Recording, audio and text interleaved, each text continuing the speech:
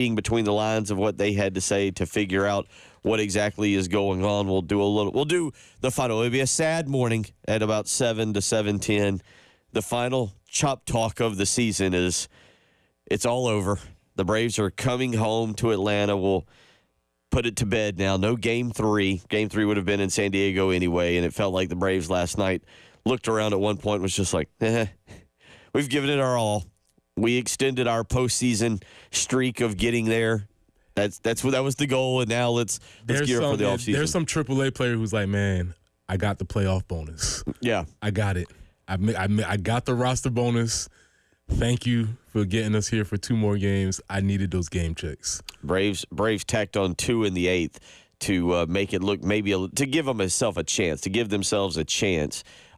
the 9th, but the final 5-4 out in San Diego. Max Fried, the second inning was not good for him. He lasts just 2 innings, gives up 8 hits, 5 earned runs, struck out 2, but a 5-run second. That was all the Padres needed. They put up 5 in the second and finish off the Braves there last night. 3 of the 4 series came to a conclusion last night. The Brewers and the Mets will play one more tonight to decide who moves on. It'll be the Padres and the Dodgers in the next round. So you'll have either the Mets or the Brewers taking on the Phillies. The other series, it felt like a wild card of upsets. Preston, Detroit goes into Houston. They knock off the Astros 5-2, scoring 4 there in the last 2 innings to win that one. Kansas City knocks off Baltimore. A bit of an upset there. Kansas City 2-1 last night. That was actually a very well played series, very entertaining unless you're a Baltimore fan. But the Tigers put up 4 in the 8th last night. They win 5-2, overcome a 2-1 deficit there after the Astros had put up 2 in the 7th. So it was some really good baseball last night. Just if you were a Houston fan, if you were a Baltimore fan, if you were an Atlanta fan, you pack away your gear now for several months and you wait for the unthawing of the spring and the Major League Baseball first day, opening day. This goes back to one of your favorite topics. Do we really want to see the Cinderella team move on in the playoffs? Well, yes and no. I want to see them for a minute or two. I want to hug them. I want to thank them. You want to see them make the playoffs. I want to see them. I want to see their presence for about a minute or two, and then I would like them to exit stage left and get out of especially in the NCAA basketball tournament. That's where I get more. I know it's the NCAA basketball tournament, but as I'm thinking about baseball here, it's like the Braves, the Astros, your marquee teams have been sent packing. And then we have all these teams with no payrolls, no players that we know. And it's like, all right, I guess this was a cool story, but do they have to advance? I like them to win one series. Again, I like you to see win one, feel good for you. Then I'm ready for you to get out of the way. I don't want to, I thought about this yesterday as I was kind of looking. It's kind of like last year. We got the Rangers and the Diamondbacks last year in the World Series. I couldn't have had less of a rooting interest or a watching interest. There was nothing. I get it was Jordan Montgomery was there, and that was awesome. And Christian Walker for the that was great. It was really neat. Didn't care. Yeah. Also, I don't know if you saw it in Jordan Montgomery news. It's going well. It's going well. Yeah. For those who don't know, the Arizona Diamondbacks GM was basically like, "Yeah, I made a mistake. Yeah, I should not have signed this guy. It was my fault." Yeah, it was not good at all. But yeah, so to your point, Phillies, Yankees, Dodgers, Yankees, please make sure we get to. And it's just entertaining TV to me, and that's all it is. And that's why, look, I get it when Florida Atlantic makes a run to the Final Four. Neat story, real cool. Please get out of the way. Stop at the Elite Eight. Realize your place in college basketball and get out of the way. You're not supposed to be in the Final Four. So, no, I'm with you on that. So, it was cool, though. Kansas City, Detroit last night, both winning and advancing. I am interested. The Padres are a really, really, really good team and certainly very, very capable of winning the World Series. So, seeing them might be a lot of fun. But we will do our final edition of Chop Talk today, a well-renowned Thursday morning series that we have done, and we will close that out in style. We'll also speak with Brian Edwards this morning, VegasInsider.com, get his picks for the weekend, and Preston, we got to see if you can keep it going. You've taken the lead late in the season for our Corley Pool Solutions Checkered Flag Challenge. Preston will continue to try and hold the lead over Reggie Anderson. Jen and I continue to battle it out for last place. We'll get into that as well this morning. 803-404-6100 if you want to get into anything with us as we go through the morning. Again, Thursday night football, Preston. You know me. I think you were maybe a little surprised early on when we did this, where I said I really have no interest in the NFL. I get more into the college games tonight. Texas State and Troy, Sam Houston State and UTEP now of the Mountain West. I might actually be more into the NFL tonight with Bucks Falcons. That's an odd one to get on board for. Is you want to see Kirk Cousins do the swag surf? What's going on? Give me all of it. Give me Baker Mayfield doing whatever he does. Give me the Falcons right now doing whatever they do. You're right, Kirk Cousins. You're right. I can't believe I'm kind of saying this, but give me the NFL tonight. There is a time and place, and I don't know how you feel about this. I'm trying to think. You played that Thursday night game out in Starkville that kind of brought football back in 2001. I don't remember if you played any other Thursday night. Actually, yeah, you went out to Arkansas where y'all lined up in the T formation with Troy Williamson. I think on the first series you had a great drive down, and then Lou went Troy, and I think he fumbled at the goal line. It's possible. That might have been your injury year. I can't remember. It was the year I was injured. Yes. Yeah. I was gonna say I remember that because I remember being at my father's. Who was at the game. I remember actually staying at his house during college on that night and watching the game for a reason I can't remember. But yeah, that was. So there's another Thursday night game. But I say that to say it feels like we've lost. Thursday night college football was really, really fun and really entertaining. And because the NFL has come in and stepped on their neck and moved them out the way, we don't. It's rarer. We still have some Thursday night good games. It's actually moved to Friday night now, where we get the good ones. Yeah, it's kind of like a card game. You know, the NFL doesn't want to. I mean, college football doesn't want to waste, their good cards only to get cut by whatever the end. Look, you just said I'm interested in the Falcons and Bucks. That is by no means a great NFL product, but we're here for it. So there's really not much that college football can do in this case. They could, you don't want to waste one of your marquee games going against the juggernaut that's the NFL. Yeah, tomorrow night, by the way, just for Michigan State at Oregon. Now, Michigan State's trying to rebuild under Jonathan Smith and lots going on there, but that's two brand name football teams that we used to never have on Friday night. Now that's your other Friday night game. Houston at TCU, Syracuse is at UNLV. You talk about the all-time one of the weirdest, but UNLV's become kind of interesting football at this point. You also have Jacksonville State, Rich Rodriguez at Kennesaw State. If you want to get into that kind of thing, but today starts our first weekend of October. Big October here with a lot of key games, important games that'll set us up for November. I'm excited. For some reason, the Syracuse UNLV game perked my interest. All of a sudden, piqued my interest. I'm like, what's going on over there?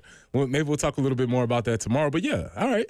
There's some games that I'm going to check in on. And that'll lead us into Saturday, where we will get more into the Gamecocks and the Rebels on Saturday, 3:30 at Williams-Brice Stadium. A game that, and all joking aside, I think is taking on more and more season implications with what I see down the line, Preston, with Alabama, to me, what is a toss-up game at Oklahoma. South Carolina will be an underdog at Oklahoma, but that is a toss-up game. Texas A&M should be a toss-up game. I think South Carolina might be a slight favorite here in Columbia against Texas A&M to start November. And, boy, November 9th, didn't see this one coming.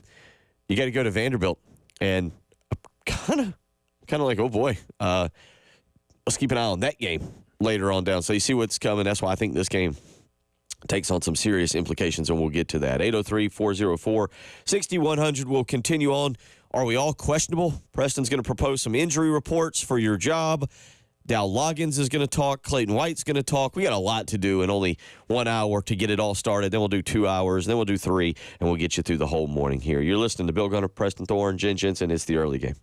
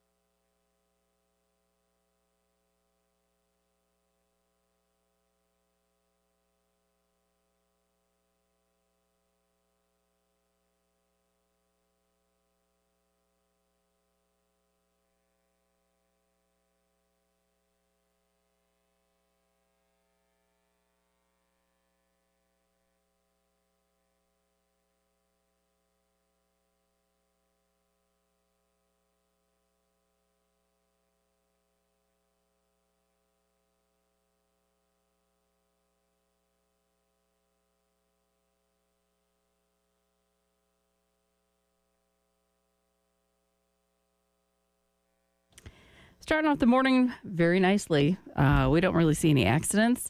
No major slowdowns to speak of. So all very good news this morning. And as far as your forecast goes, it's kind of a lot of good news there as well. 85 for the high today, 83 tomorrow. They're saying a mix of clouds and sun for game day, 86 on Saturday, and really about the same for Sunday. Not seeing any rain in the near future, maybe dipping into the 70s next week. But right now, it's pretty nice. It is 66 on 107.5 The Game.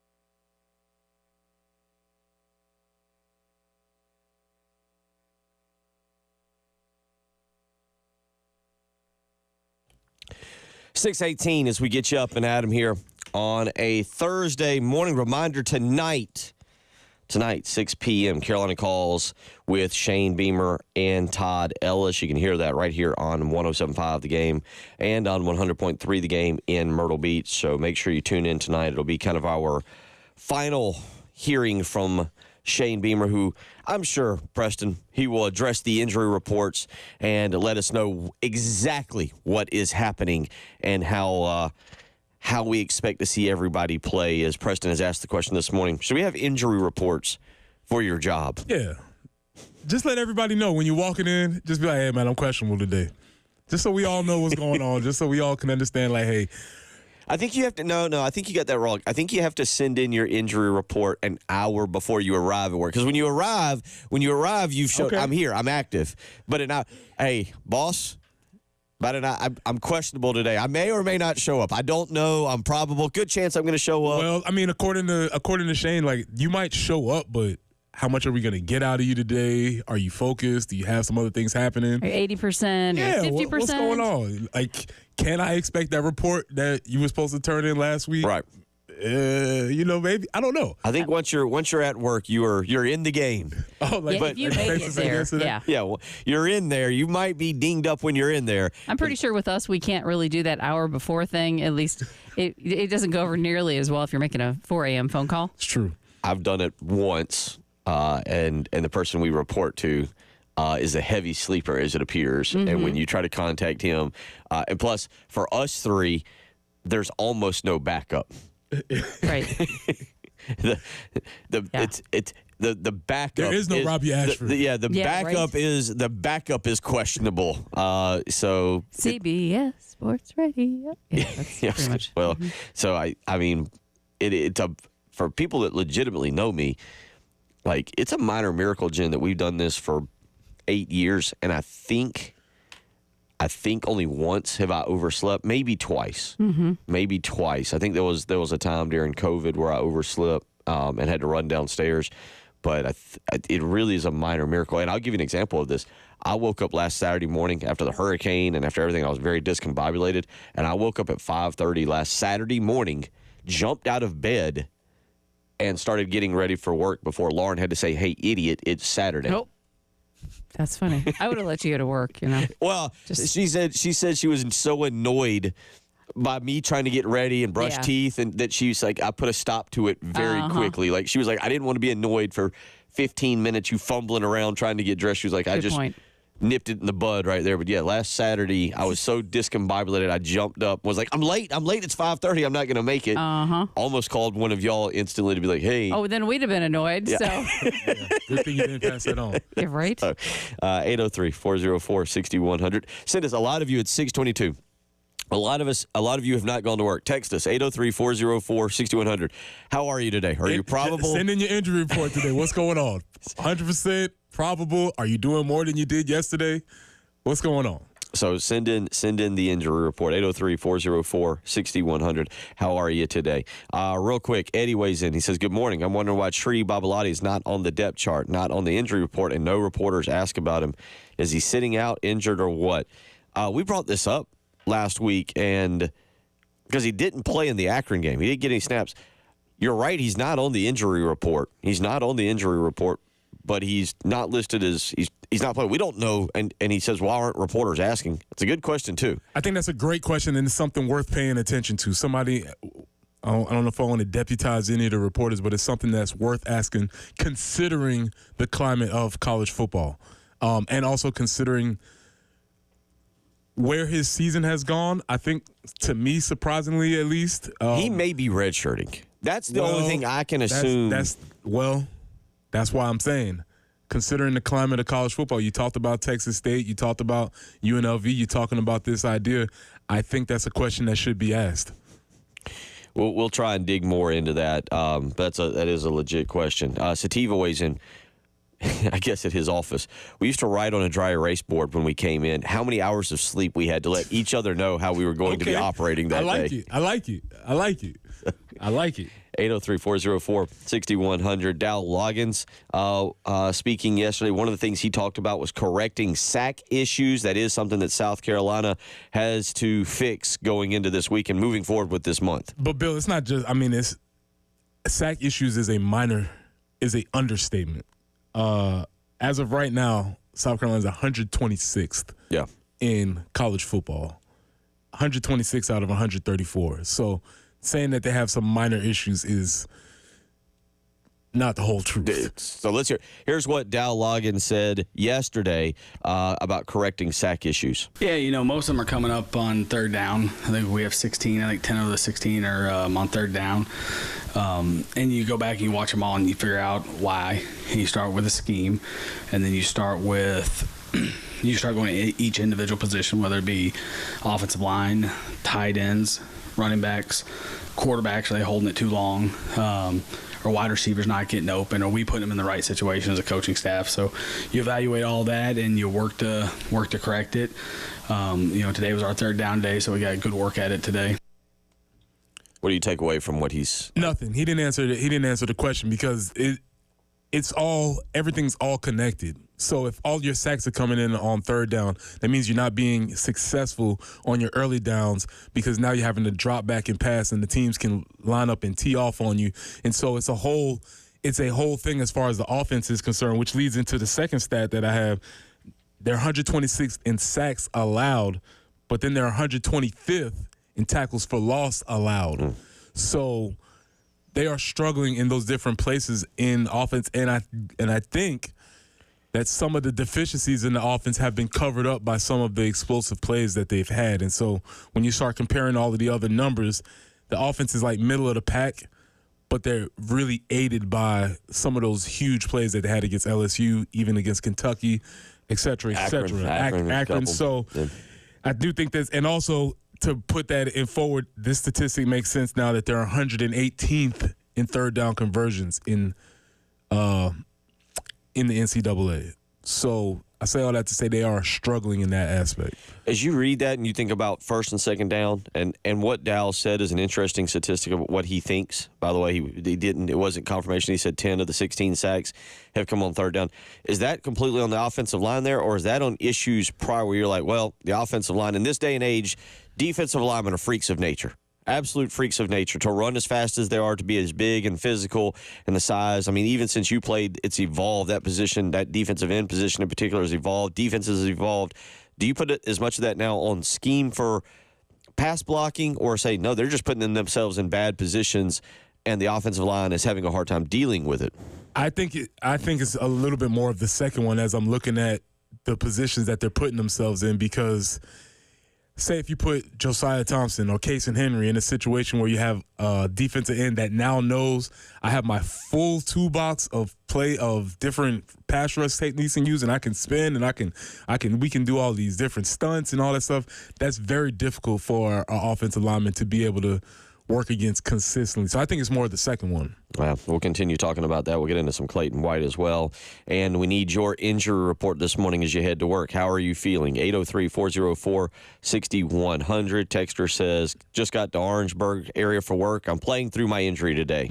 Yet again. Another texter weighs in. Doing good, y'all. Delivering propane, keeping everyone comfortable during the storm. Congrats to you. Thank you. Wayne weighs in. Questionable. Right knee. Got a knee. David weighs in. I'm already in the game, but still questionable. AC weighs in. I'll be in the game, but my mobility is going to be very limited. Matt goes with, I'm questionable. Got a bit of a brain this week. We'll see how it goes as the day progresses. Yeah, Yes. tough one. Sometimes that happens.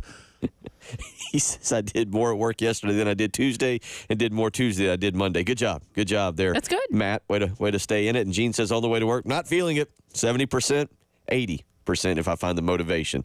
Keep sending in your injury reports this morning. 803-404-6100. You got to send them in before you get to work. That's we true. want to know. That's true. Once you're at work, Safely to do it. That's true. you're in the game. You're in the game once you're there. 803-404-6100. You're listening to the early game.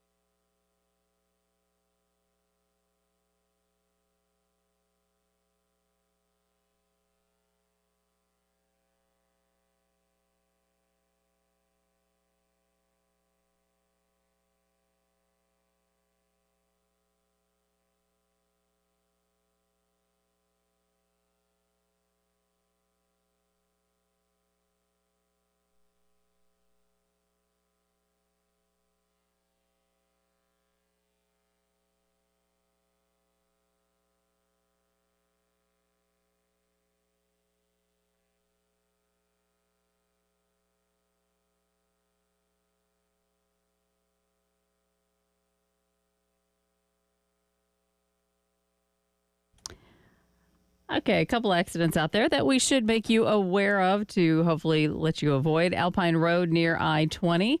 Also, North Main Street near Lorik Avenue. Basically, that accident is in the 3700 block. So, again, that's North Main near Lorik Avenue. And Platte Springs Road at McLean Road. There is also a tie-up. Beautiful forecast on the way. Cloudy, partly cloudy today. 85, some clouds tomorrow. 83. Come Saturday, we're looking at 86 and 84 on Sunday. Just a mix of clouds and sun each and every day. So we'll welcome that. You know, it's the beginning of October and all. Currently 66 on 107.5 The Game.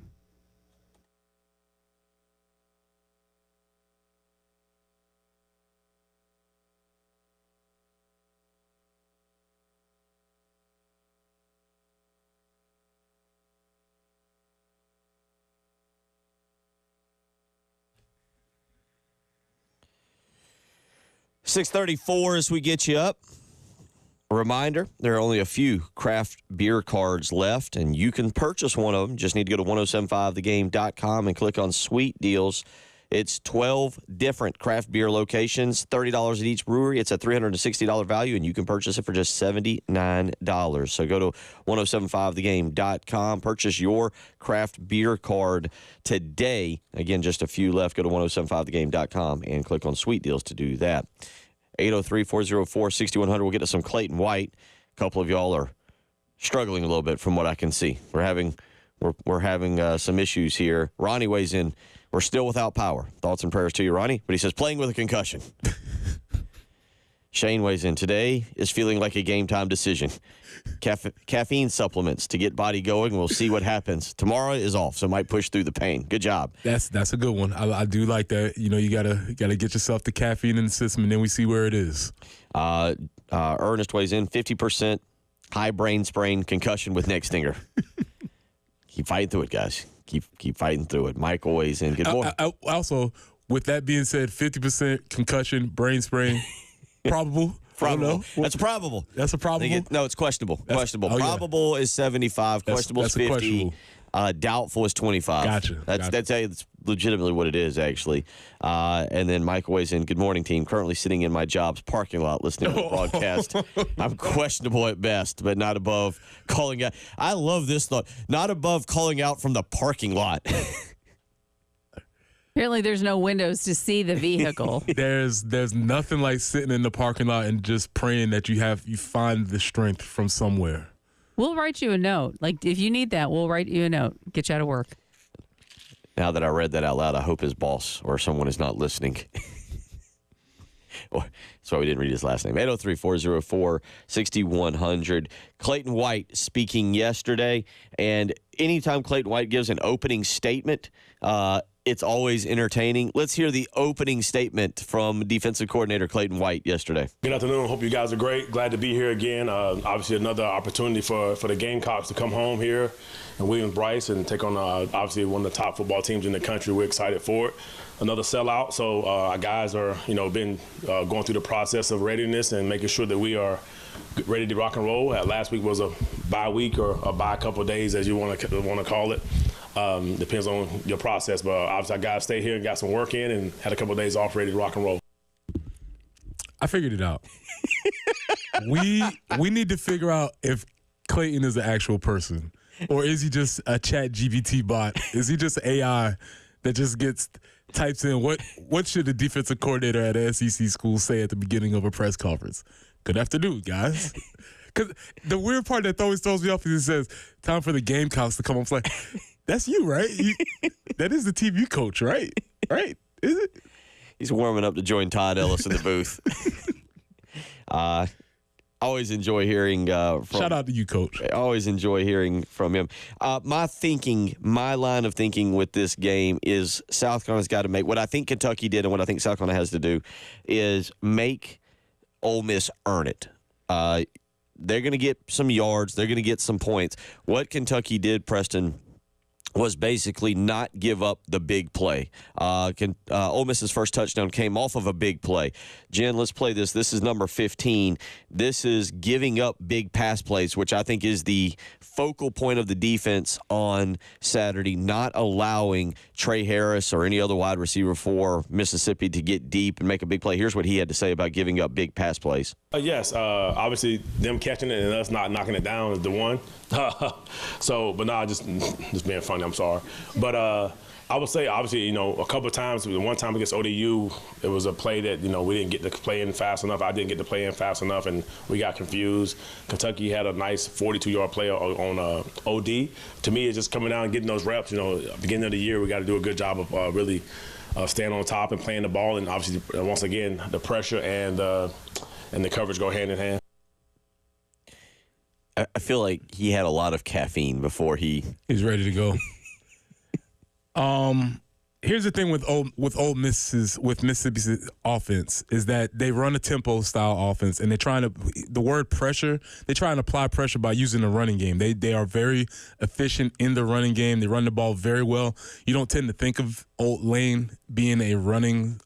You tend to think of him airing the ball out and doing all that stuff, but they run the ball very well. And what happens is they try and get you in a situation where you're scrambling, you're looking to the sideline for a call, then they hit you with the big play over the top. And so it's going to be important. And I'm trying to find the metric here, but success rate is going to be the thing where if they can keep them in check in the running game early in series so that they don't have an opportunity to get drives going and then start to throw the big play where it's a 50-50 ball and the guy comes down with it and now all of a sudden everybody's scrambling, and you don't want to get into those situations with them. So you want to try and frustrate them early in the series, but that's easier said than done, obviously. Put them behind the chains is really what the goal of this game is to, what would you say, not allow them 3 yards, 4 yards on first down. So that means trying your best to either force an incompletion, or if they go to the run game, not allowing them a carry of more than 3-4 yards. Well, the thing will be on the side that they have a fancy analytic for this, and it's called success rate.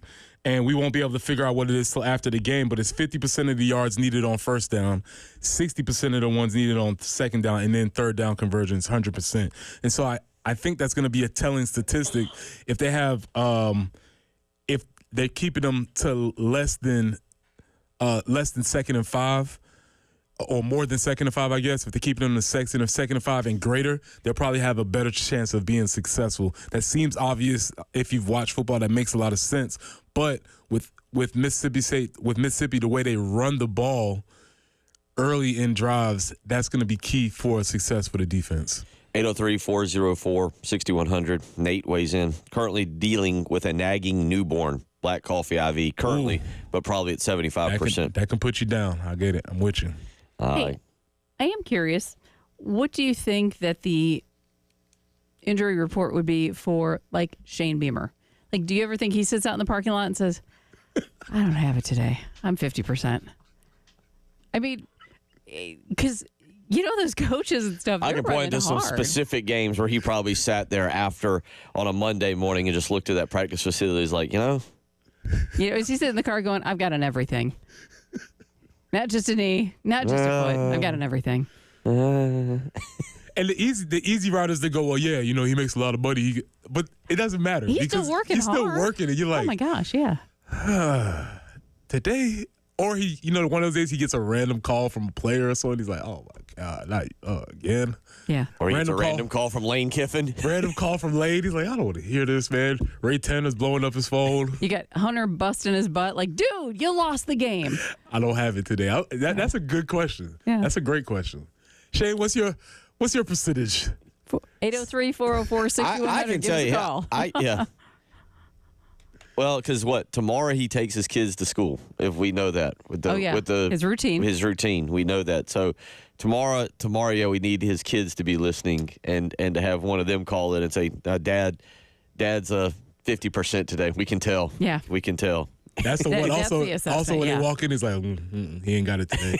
Not today. No. Yeah, not today.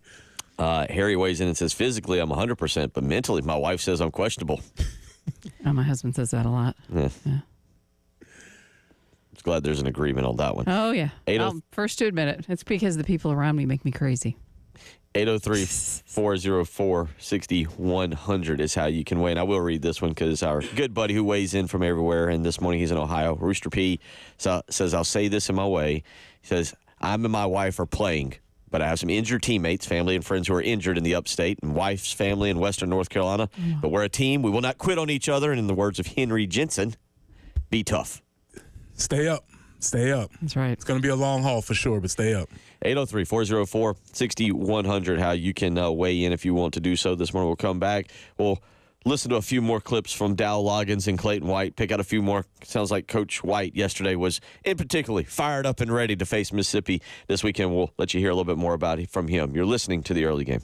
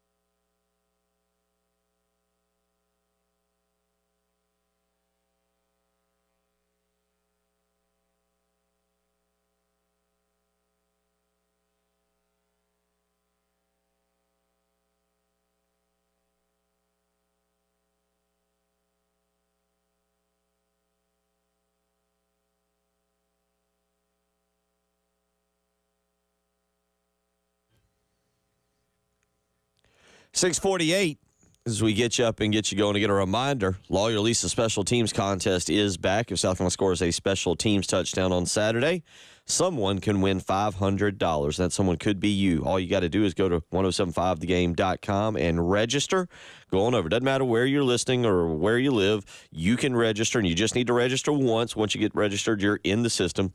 1075thegame.com. And again, if South Carolina scores a special teams touchdown, someone will pocket $500. And if they don't, well, it goes to $600. And then you have a chance next week to win $100. You get the point. You see how it goes. It's the Lawyer Lisa Special Teams Contest. Right now, go to 1075thegame.com and get registered. Let's go out to the phone lines where Timothy wants to weigh in this morning on Gamecock football. Timothy, how you doing? What's on your mind? Good. How are you? We're doing great. You up and heading to school? Yes, sir. Awesome. All right. What grade are you in? Sixth. Okay. And what school do you go to? Lugoff Middle. Lugoff Middle. Shout out to Lugoff Middle. I hope all your friends hear you this morning and excited to see you when you roll into class. What's on your mind? I got Gamecocks 28, Ole Miss 24, and I think Sanders is going to run for 2 touchdowns and 150 yards. Oh, all right. Sounds like you're trying to take my job this morning. You got it all It broke won't be down. hard, buddy.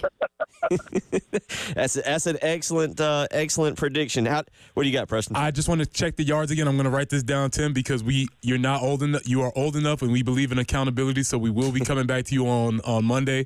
You said 2 tutties and 150 yards. Yes, sir. Got you. All right, Timothy. Well, go have a great day at school. Real quick, what's your favorite donut? Lemon Field. Lemon Field. Wow. Wow, yes. Okay. All right. You fit in very well with this program. You don't be a stranger. You call back and keep us updated on your predictions each week, all right? Yeah, especially if we win this weekend. Yeah, You'll that's definitely a have good to point. make this a weekly Yeah, thing. good luck charm. There you go. Appreciate you. Wow, that's pretty advanced. I mean, for a kid, Lemonfield, that's Lemonfield. impressive. He's Lemonfield. kind of highbrow. All right, Timothy. I got to be careful, though. You did very good. And if he's dead on and Sanders runs for 150 and 2 touchdowns, I'm going to ask for a resume. I know. I'm gonna lose my job. I'm gonna have to replace him in 6th grade. I'm tall enough. I'm as tall as most 6th graders, or they're as tall as I am. One of the two. I believe Adam Sandler might have made some movies like that. I believe that's the beginning of an Adam Sandler movie. There you go. No kidding. Oh, my gosh. Good job, Timothy. Good job. Good to hear from you. And shout out to Lugoff Middle School this morning. We joked. I don't know if the players were joking. I know. I can just tell you from my experience dealing with Steve Fink, he was probably not happy with David Cloninger on Tuesday for asking these questions. A word association of Juice Wells. And we heard DQ Smith, who kind of zoned out. Shane Beamer tried to avoid it. Thank you to Tyler Head here, who's put this together. This is from Tuesday. This is players and Shane Beamer. This is the press conferences from Tuesday where you get players and Shane Beamer, and this is their word association compilation. There you go, Timothy. You probably could have gotten that one out. I did not do quite as well. This is what everybody had to say. It's number 23, Jen. I apologize. Preston and I were in here laughing about it and forgot to tell you, but this is Juice Wells, the word association with him. And what's funny about this is, again, because I know Steve Fink, and you've been there. You did it with Kerry Tharp. With Kerry Tharp. You get a little screening, pre-screening on what's about to be said, and what you probably should not say. Do you remember anything particular? Yeah, that's exactly right. They're just like, I'm not telling you what to say. I'm just saying that you might not want to say this. And so, they're just like, we're not going to tell you what to say, but here's a best way to handle this. Okay. All right. So, and then this happens. Look, this is frequent every week. You've got to kind of be prepared for it. We're pulling the audio right now. I have to actually re-download it. But we want to get to this because this is a touchy subject. And again, as we said yesterday, players and fans are entirely different. There are relationships, personal relationships. I don't know who Juice Wells roomed with, for example. They also had to deal with his dog. What was his dog's name? Do we remember? Fat Boy. He's a chunky dog. He was enjoying that dog. It wasn't food. Scarface. It was something along those lines. I do remember it referencing Scarface. I have to remember that. But obviously the dog got a little big. But you have people. Now here is the word association that a lot of players and coaches had for Juice Wells this week. And also, not really a question, but some word association. Juice Wells. Good football player. South Carolina football, we got to play well. This game is about us, and obviously there's a lot of other narratives surrounding the game, but at the end of the day, it comes down to us, the team that we have, and how well we're going to play on Saturday. So, he's a good player. We got good players. They got good players all around. But at the end of the day, it's just all about us. It's my brother. Just was. I don't know what to say to that. Everybody in the SEC good, man. It's time to play ball. None of that's word association. There was so many people that froze on that. That was DQ Smith, who's like, I don't know what to say. That was Luke Doty, who went on some wild. Luke's getting prepared for his coaching life. Yeah, Luke just went a whole other path. There was a bunch of Steve Spurriers up there because we used to ask Steve Spurrier questions, and it didn't matter what you asked. He was going to just say what he wanted to. If he didn't know, the last one was Debo. Was like, kill everything I see. Yeah. SEC football players. Yeah. I don't. You can tell. There's a lot of guys. He's their buddy. I don't expect that. Now, does that mean that he's everybody's buddy? That's the thing. That's where it comes. Because I think the player, I think that was Juju who said that's my brother. And again, there's some personal relationships that supersede anything on the football field because we're actually friends. We have a relationship. We've been through things off the field. But then there's some guys who's like, nah, man, I don't know that dude. I didn't play with him. You think Kyle Kennard cares about Juice Wells? Yeah, Kyle doesn't. He has no feelings toward him. Neither does like a Dylan Stewart. Yeah, Dylan Stewart's like, what? Or any of the linebackers that... real quick, text weighs in. Sosa was the name of the dog. Thank you. I knew it was something along the lines of Scarface. I knew I couldn't find it. Sosa. And shout out to OTC Kennels, where he says they produced Sosa and Saint. I don't know if Saint's the other dog. Shout out to you. So, yeah, we'll get back into your injury reports. Hour 2 on the way.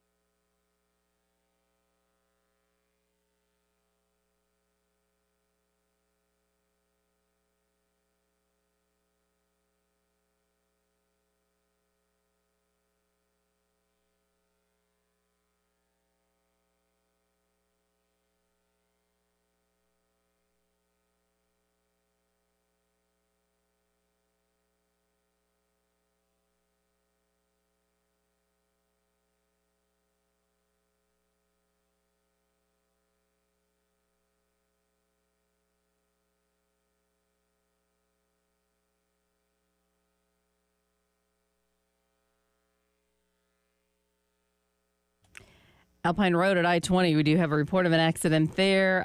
There is a little bit of patchy dense fog across the Midlands this morning, so just be a little extra cautious with those low-beam headlights. Clemson Road at I-20, a little bit of a slowdown due to some fog. I-26 westbound at Piney Grove Road, an accident. North Main Street near Lorick Avenue, also a tie-up there. And one more accident to make you aware of, and that's Platte Springs Road at McLeay Road. That forecast, man, it's just pretty darn nice. 85 today, 83 tomorrow, 86 on Saturday, 84 on Sunday. So just a couple days to hopefully be 100% in your injury report. Enjoy the weather for sure. It currently is 66 on the early game.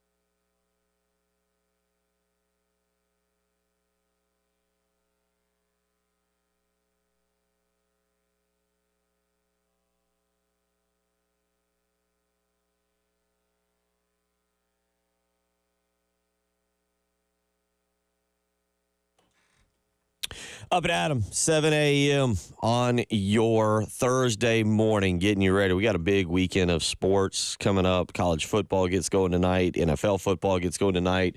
Game 3 of the Mets and the Brewers tonight. Then we transition into Friday, which will feature some more college football. We'll get some more baseball playoffs going on Saturday. By the way, reminder, tomorrow night, if you want to get out and go check something out over at the Graveyard, South Carolina men's soccer, Tony Annan's ball club, has another monster Sun Belt showdown with an SEC team. No SEC men's soccer, but Kentucky rolls into town, and South Carolina gets to take them on. Obviously, Tony Annan's team rolling along right now, coming off of a victory over Coastal Carolina down there last, I believe it was Saturday night, is when they beat Coastal 2-1. So they'll get ready for another big Sun Belt match coming up tomorrow night, and we're going to try, I think, and give some tickets away tomorrow to that. So you want to listen into the show tomorrow to win yourself some tickets for the Gamecocks and the Wildcats tomorrow night. That match will be tomorrow night. And we'll talk more about that, give you a rundown tomorrow of everything for South Carolina athletics and what's going on this weekend. 803-404-6100. Continue to send in your injury reports. I'm just going to leave Mr. K. I'll just call him Mr. K. I've got his name here, but I'm going to leave him off. He says 80% nagging wife and kids. just. Well. I might have even changed the name. Big Bird sent me a note and said. Yeah. William Wayne going in today just to get a treatment, playing through a migraine sprain, hoping for some first team reps today. So send in your injury reports this morning. Is yesterday, or I guess either one. South Carolina's injury report coming out. We've been talking about that in particular. I don't know what these things mean. I have no idea what these things mean. What it is Ja'Kai Moore is out. So now we know that's a definite. He's out. That's all. He's on the injury report. He's out. He's gone. The one that everybody's asking about, Rocket Sanders, questionable. Lenore Sellers, questionable. Jared Brown, questionable. Now, again, what that is supposed to mean, and this is, again, as I read this every week, and I think we start to make more and more fun of it, that means they're 50%. Well, I think this is where Preston came up. Aren't we all 50% essentially when we wake up Monday through Thursday? I can understand Friday you go to what is listed as probable. That's 70. That means you're 75%. Okay, but if you're 50%, that means the glass is either half full or half empty. Exactly. So, 50-50. You're going to make it out of bed or you're not. Yeah. So, I mean, they could play. Maybe not. Insight. This is the dumbest thing. And this is an SEC thing. This isn't a college football. The Big Ten's done it. And, I mean, are we really taking this thing seriously? Yeah, I mean, they might have had intentions of trying to clear up some of the gamesmanship that happened, but they did not necessarily make a strict enough policy here. So there's a lot of leeway for the coaches and staff to still play within those boundaries that they created. So I don't know. It gives us some information, whereas we may not be totally surprised on a Saturday, whereas maybe we've been in the past, you won't be totally surprised, but we're not necessarily sure as how healthy they actually are. Yeah. So we still don't know what the difference is between where Rocket is or where Lenoris is as far as their playing abilities, as far as what they're actually able to do when they play on Saturday. We'll see. All we know is that more than likely they will be playing. Yeah. I think we expect Lenoris Sellers to get reps, see how effective he is, because as we talked about yesterday, that adrenaline gets going. The one that I think the one that is legitimately questionable I could see is Rocket Sanders, just being about 2 weeks removed from that ankle from what has occurred to him. But we'll talk more about that. We'll get into it a little bit more about it. Keep sending in your injury reports, 803-404-6100. Jen, we got our sounder. This is it. All right, everybody, this is a little sad. We started back in April. The final chop talk of the season as the Braves were eliminated last night. Let's do a little chop talk.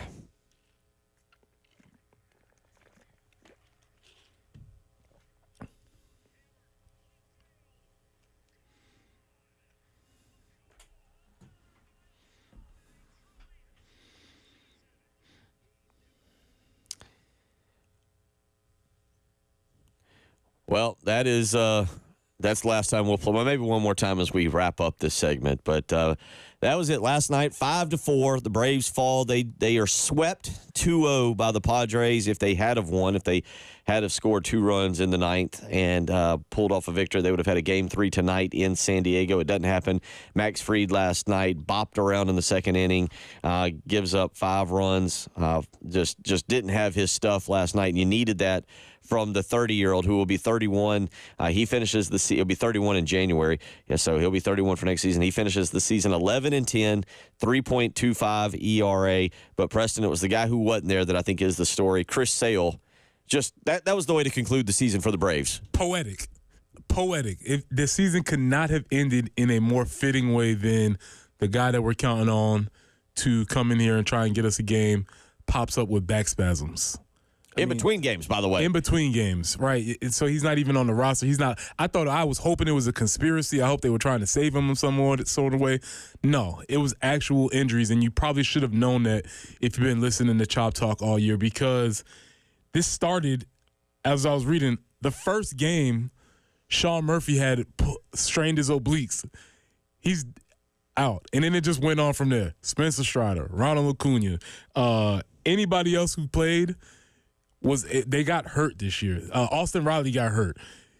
Didn't make it to the playoffs. Whit Merrifield, on the first day he signed with them, somehow hurt his finger taking ground balls, broke his finger taking ground balls. So this year was, if we want to do word association, this year was plagued by injuries. And unfortunately, they caught the injury bug and never got over it. And honestly, it's one of those things where not only that, but if you go back and you look at Game 1, and this is just where the injuries, Game 1 of this series, they go out and they had the youngest starting pitcher. That was a crazy stat to me. They had the youngest starting pitcher ever to pitch a playoff game for the Braves, and it was just an absolutely A.J. Smith Shawver, who, again, this year, it's just a crazy. Now, the question becomes, what does this team look like next year? You do have some decisions you have to make. You've got a lot of your key guys tied up and good.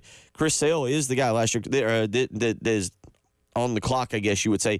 And you look at what he did this year, he'll probably win the National League Cy Young. He finishes the season 18-3. He finishes the season with a 2.38 ERA.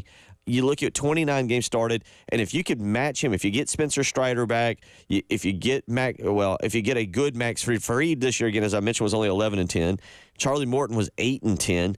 You get Ronaldo Lopez back. If Spencer Swallen back can continue to develop, he's a young pitcher. Grant Holmes was okay this year, 3.56 ERA in 26 games that he appeared in. You've got some pieces on that roster, but man, you don't want this window to close on you with seasons like this. Well, all the pieces are there. Everybody's locked up for you said there's a window here where they have to take advantage of it. I would say you're probably not going to sign Max Fried. You probably let that contract walk. Charlie Morton's 40. I don't know if you want to do that again. But the good news is they do have those young pitchers coming up behind them, and they have a seemingly solid opportunity for those guys to make a play. I think you probably signed Chris Sale, even though he's coming off of his own injury history. He bounced back just in time to have this huge contract year. But I guess my big question is 50-50. Was this a good year for the Braves? Was it a bad year for the Braves? Because they had all the injuries we know, but they still managed to win 89 games.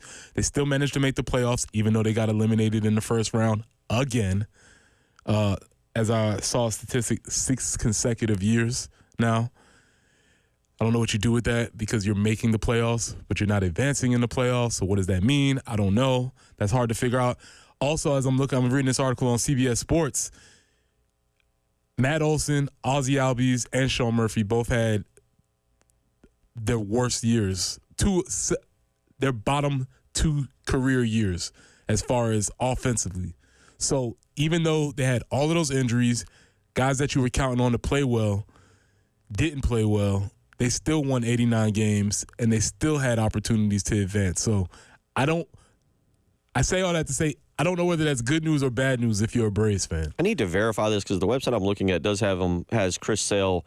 I don't know if there's an option. It doesn't tell me if there's a player or team option to this, but he is signed for 2 years. His contract runs out in 2026. I've been under the assumption for a long time that it was a 1-year deal because I read that somewhere. But he is under $19 million a year, 2-year contract, $38 million total. So it does mean you get him back. I was just glancing down their contracts and some of the guys that they got to make decisions on. You mentioned Max Fried and Charlie Morton, 2 guys that were on 1-year deals. Their deals expire here at the end of the year.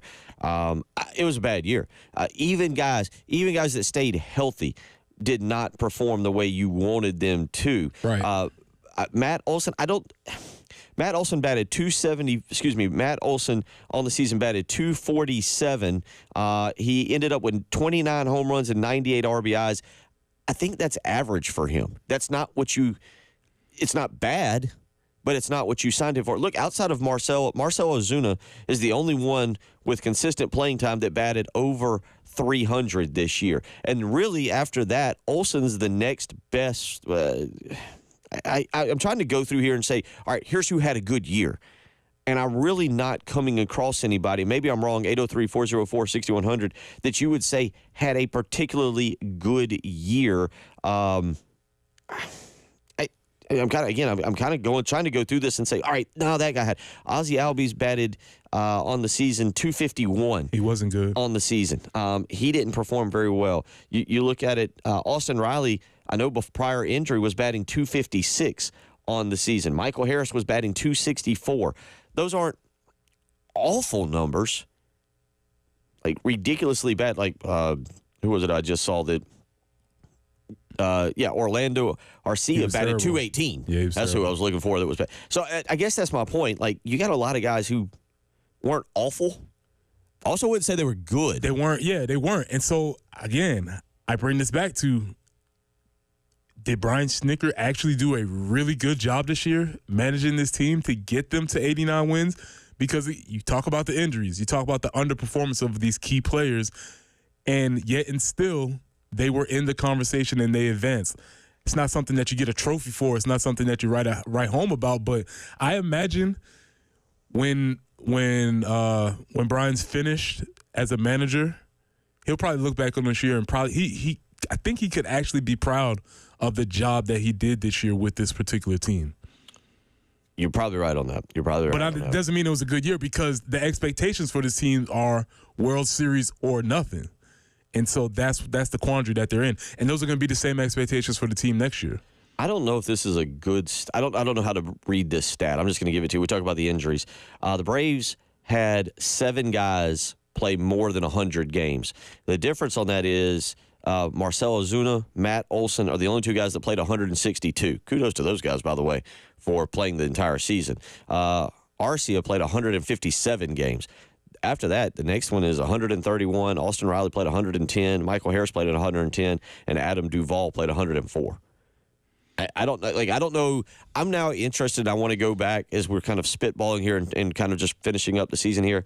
I want to go back and see what the average number of games played for a player is for a starter. Like, is it 130 where they get 32 days off? Is it 150 where they get 12 days off? Is it normal? I'd like to see this year how many guys, Braves had 2, Olsen and Ozuna, played in all 162 regular season games. So that is it. That is Chop Talk for the year. We'll certainly continue to cover and talk about the playoffs, but I'm glad the Braves are eliminated because now I can jump on my Ohtani bandwagon. I can officially. It's been bothering me all year because I couldn't really cheer for them the way I wanted to, but now. Let's go Dodgers. There you go. There's your Chop Talk for the year. Mookie Betts, my guys. We'll come back. Freddie Freeman, let's go. We'll get back into more. You're listening to The Early Game.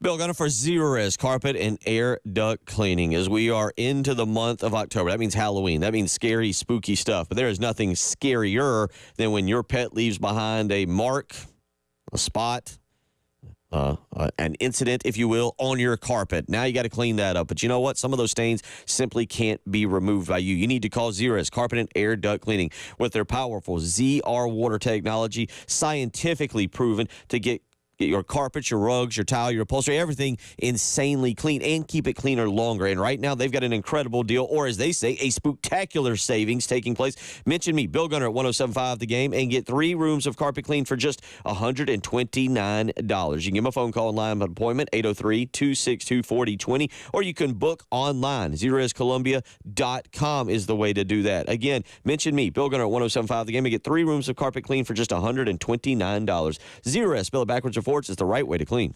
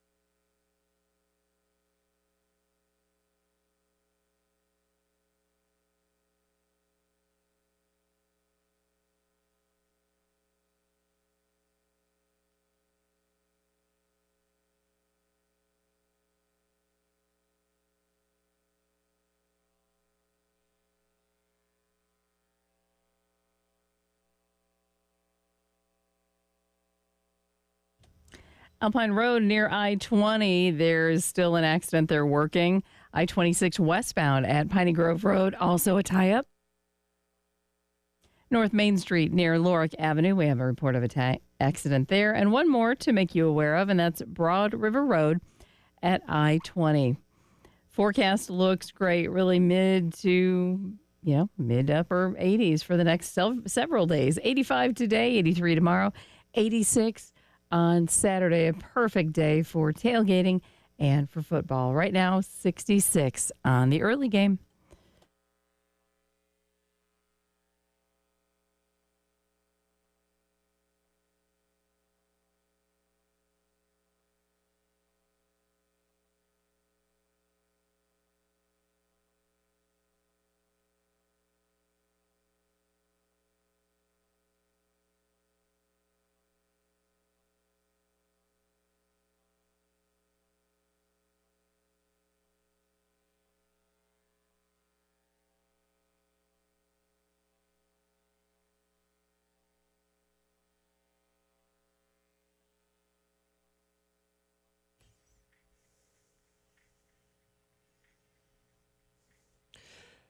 $7:21 as we get you up and get you going here on your Thursday morning, where we'll get you ready for some college football tonight, a little NFL tonight, some Major League Baseball tonight as well. And don't forget, Carolina Calls with Shane Beamer starting right here on 107.5 The Game and 100.3 The Game in Myrtle Beach at 6 o'clock. You can tune in and hear more from Shane Beamer, who, I'm sure talk about the quarterback situation for South Carolina. Dow Loggins talking yesterday. And Preston, I want to get into this a little bit with you on not only Dow Loggins, but him learning, coaches learning. Sometimes we talk about players learning and developing, Lenora Sellers developing through 4 games.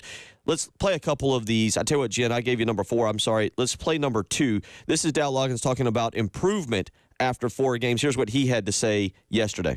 We've done what we need to do 3 times, and 1 time we didn't.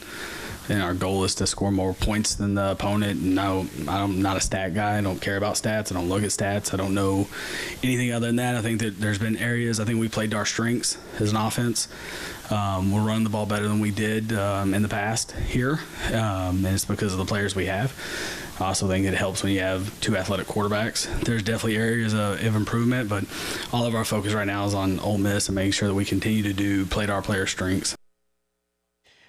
Real quick, before I go into my point, you hear the tone of Dow Loggins. I want you to hear you heard the tone.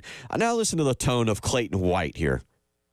Here's just the tone of his voice, the excitement. Here's Clayton White yesterday. Good afternoon. Hope you guys are great. Glad to be here again. Obviously, another opportunity for. He's excited to meet with him. Like he's happy. Dow Loggins like, I got to meet with you guys again. And usually it's usually the total opposite on staffs. Usually the defensive coordinator is the ones that's stressed and grumpy because he got to stop this. And the offensive coordinator is like, I get to draw plays and draw arrows all over. Usually the offense guys are a lot happier because they're offense. They get to do all the doodads and gadgets and stuff. But it doesn't seem like that on this staff. Yeah, Loggins like, I got to be with you guys. Clayton White says, hey guys, hey, good to see you again. Glad to be here. Gamecocks got to play on Saturday. What my point was going to be there before I was really listening to Dow Loggins' tone. What my point is, Preston, speak to what you think and what you know about coaches learning. And we kind of discussed this a little bit, I think last week or whenever, it might have been this week. Dow Loggins has never had a quarterback like Lenora Sellers. And now he's got 2 in Lenoris and Robbie Ashford, who are similar in a lot of ways. You mentioned, I think you joked, I can't remember which Ryan it was, Tannehill or Fitzpatrick that he coached. Jay Cutler is not a mobile quarterback. Spencer Rattler is not a mobile quarterback. As a coach, he's had to learn and progress through 4 games to what his favorite play call may be when it's 3rd and 4 or 3rd and 5 or in certain situations, as opposed to when Spencer Rattler was here and the run game, the quarterback run was not as much and really not an option for Spencer Rattler. Yeah, obviously when coaches are just like anybody else, you fall into a tendency, especially when you get into a pressure situation.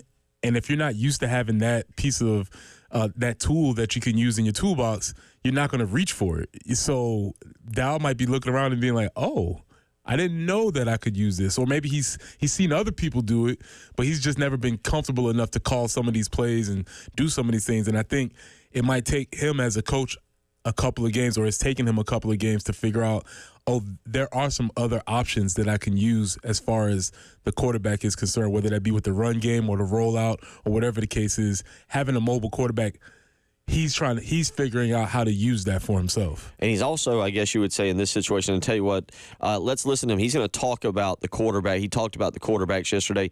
Here's what he had to say about his quarterbacks and what they're doing. We have 5. What about the main 2? Injury report comes out tonight.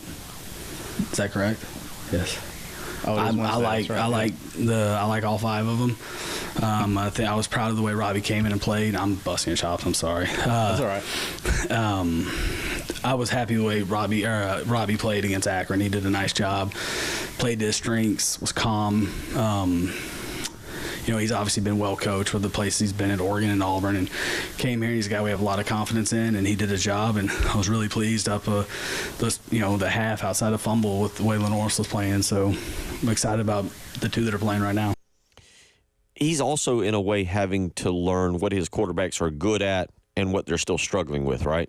Like there are plays, and I don't know, you can think back to Phil Petty, or you can think about the defense, and there were certain plays they excelled on and certain that they just simply did not. Yeah, because you think you're going to be able to run it on the whiteboard. It looks good. It sounds good.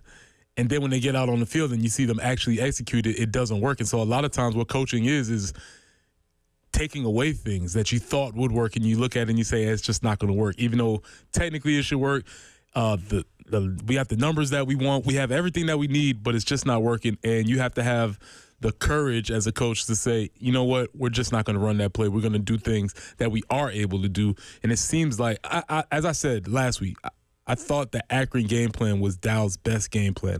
I know it was Akron. I know they're not good at football. But when you watch that game plan, it seemed to have some coherent consistency, and there seemed to be a rhyme and reason for the things that they were doing, and it was a very solid game plan. I'm hoping that he takes that game plan moving forward into this week. Would you prefer on a bye week to really rep the things that you're not good at? It's a good question. It's a good question. Or would you throw those things out and say we're gonna maybe look at some other things and focus on what we do well at for this next section of games? I would say 80-20. 80-20. Let's do 80% of the things we're good at and get really, really try and get better at those, almost unstoppable at them, and then maybe sprinkle in a couple of wrinkles off of those just for everybody's improvement and for as the season moves along. But you're at the point in the season where you should have a better idea what you know you're good at, and if those things are just not working, it's probably not the time to waste time with them. 803-404-6100. We'll balance a couple text messages here. Text always in, I would love to see more rollouts on third downs with less bunch sets so the QB can see where the blitz is coming from. They can also give the quarterback an option to throw it or run it on third down. Can I get really technical here? Go right ahead. All right. The bunch sets don't work as well to me in college football because of the way the hash marks are set up. And I think that's a pro thing that Dow has taken. You want to use your bunch sets. You bring them in so that you can spread them out. But the point is, when you have so much field to take on one side, let's say if you're bunched up on the left hash and everybody's bunched up over here, it just doesn't work out because realistically you're not actually using that deep third on the other side. And so I say all that to say I agree with the texter. I don't love all of the bunch sets in college football. Good job. Feel good? Yeah. All right, good, because then Jeff says, midway through my 54th season on Team Human, best I can do is questionable. Everything hurts. Not enough caffeine on this rock to ever get above probable. Seriously considering redshirting next season. Richard also weighs in and says, I'm 100% today. Free until 5 p.m. No wife and kids. Neighbor and I will have a cigar and bourbon playing college football. 25 in man cave. Oh, he's going to have the rare injury report where it goes down during the week. He's not improving every day. This is the peak. Richard, we need you to peak on game day. This is just Thursday.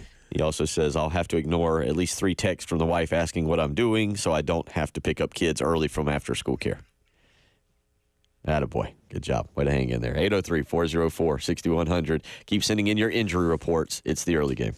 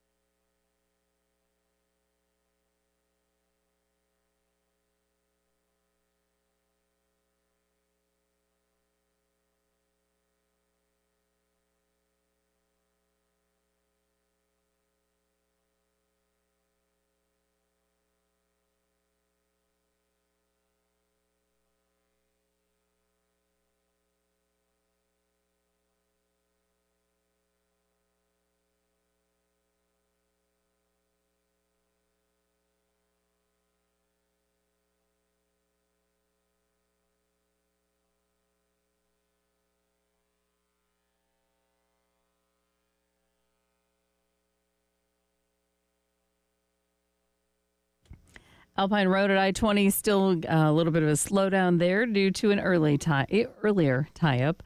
In downtown Columbia, North Main Street near Lorick Avenue. Also have a report of a slowdown I-26 westbound at Piney Grove Road. Park Lane Road at Springcrest Drive and Broad River Road at I-20. Forecast looks pretty consistent and pretty nice for the rest of the week and weekend. Mid to, basically mid 80s. 85 today, 83 tomorrow. Game day, we're looking for a high of 85 or 86, somewhere in there. So really going to be nice through about Monday before temperatures go down just a little bit. Currently holding steady at 66.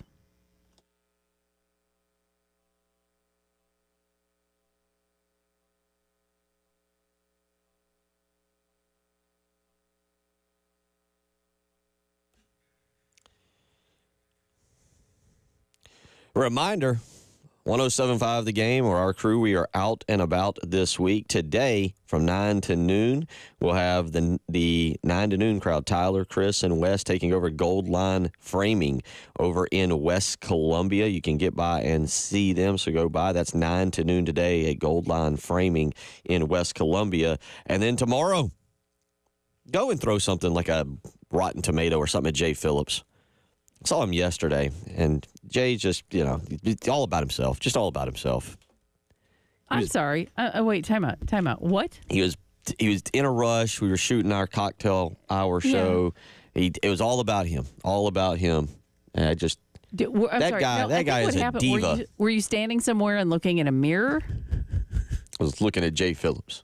I don't think so. Yeah, that guy is a diva. Mm-hmm. He had to have his hair done. He demands for this cocktail hour when we show up that we have only red M&Ms. It's the only thing is Jay might be too nice. That's the only thing Jay might get on your nerves about being how actually nice he is. You're like, come on, man. Can you really? He's not really that nice. Yeah, you've seen the other side. I've seen the other side. I said maybe you just bring that out in him. I haven't had that problem. The way he treats poor Dakota Watson, our producer, making Dakota put more makeup on him each and every time, so he's not shiny and sweaty when we're doing. Unbelievable. Go by and see him though. Go by and see him. You can just you'll see for yourself. You'll see for yourself. Go by and see Jay tomorrow. Again, they'll be out the Friday tailgate show at Columbia Craft, Green Street in the Vista, 3 p.m.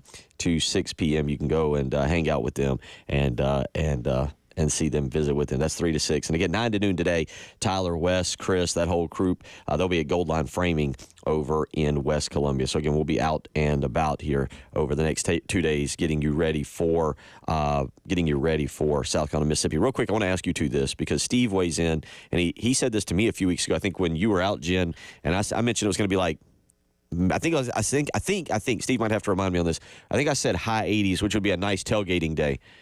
I get ideal tailgating weather is what, about 68, 69, 70? Is that probably about right? You two agreed on that? 60, high 60s probably about ideal tailgating weather? Probably because the sun isn't going to just beat down on you, because this past weekend, it really was not bad, but the sun was just made it just brutal. Like if you're standing there at Gamecock Walk or just standing out in the sun, that's kind of hot. So yeah, being a little bit cooler probably is more ideal.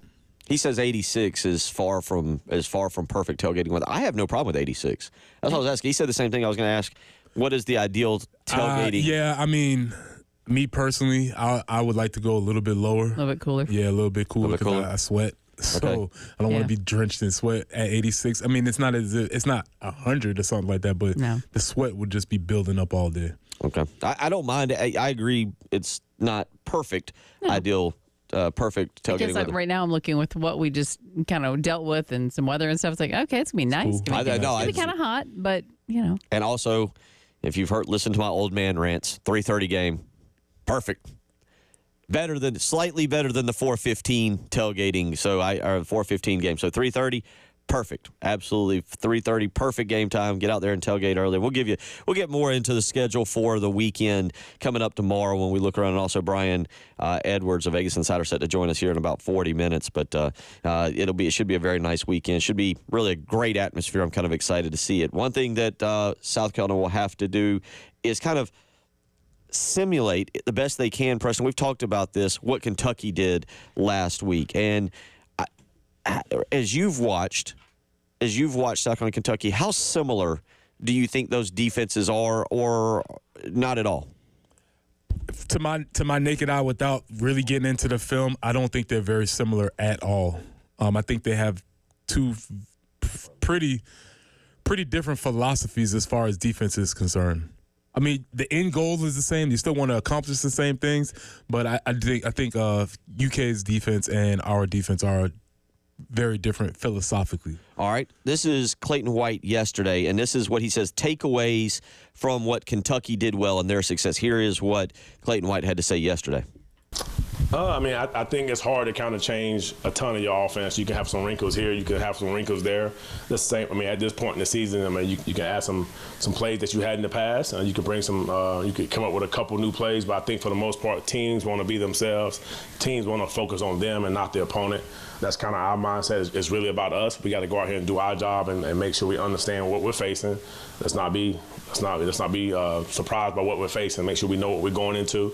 And I think just playing our game, being aggressive, and making sure that our guys are on the same page. And to me, most coaches in this league, it's about them and their players. It's not really about what the other person is doing. So I'm pretty sure they're focused on what they do best.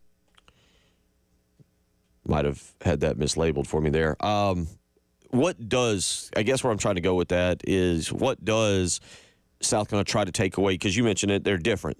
Kentucky and South Carolina, how they play defense is different. So how do you think, have you ever done that? Did you ever watch, when you played, you watched game film of something and maybe tried to emulate that a little bit, or as a coach? How would you handle that as a coach? Yeah, that's one of the things when you're watching film of the other teams, you see some things that have been successful for them, and maybe you try and figure out, okay, is this similar to a couple of things that we have in our package, and maybe we want to emphasize this a little bit more? Or you see some personnel issues that they have. Maybe they don't deal with twist very well, or maybe they struggle with weak side blitzes, or whatever the case is, and you might try and incorporate that a little bit more to what Clayton was saying is, it's not as if you're going to come in and we're going to be Kentucky this week, because you can't. It's too late. You are who you are. There might be some things that you can glean from their game plan that you can use, though. Here's what he did say, what Kentucky did well last week. Here is Clayton White yesterday. Obviously, it wasn't just the defense. It was obviously a team effort, and how the game plan that Kentucky came up with was worked to almost perfection in regards of keeping Ole Miss off the field and on offense. And they converted on third down on offense, obviously, and then obviously on defense, I thought they did a really good job of just playing aggressive, playing coverage, and make sure they just where they're supposed to be at. They did a really good job of the pass rush, and they tackled well. Those are the keys. That's a good point he brings there at the very end. We don't talk enough about, and you as a defensive guy, tackling, and that's going to be something on Saturday. South Carolina's had a problem with missed tackles at times. They did against LSU.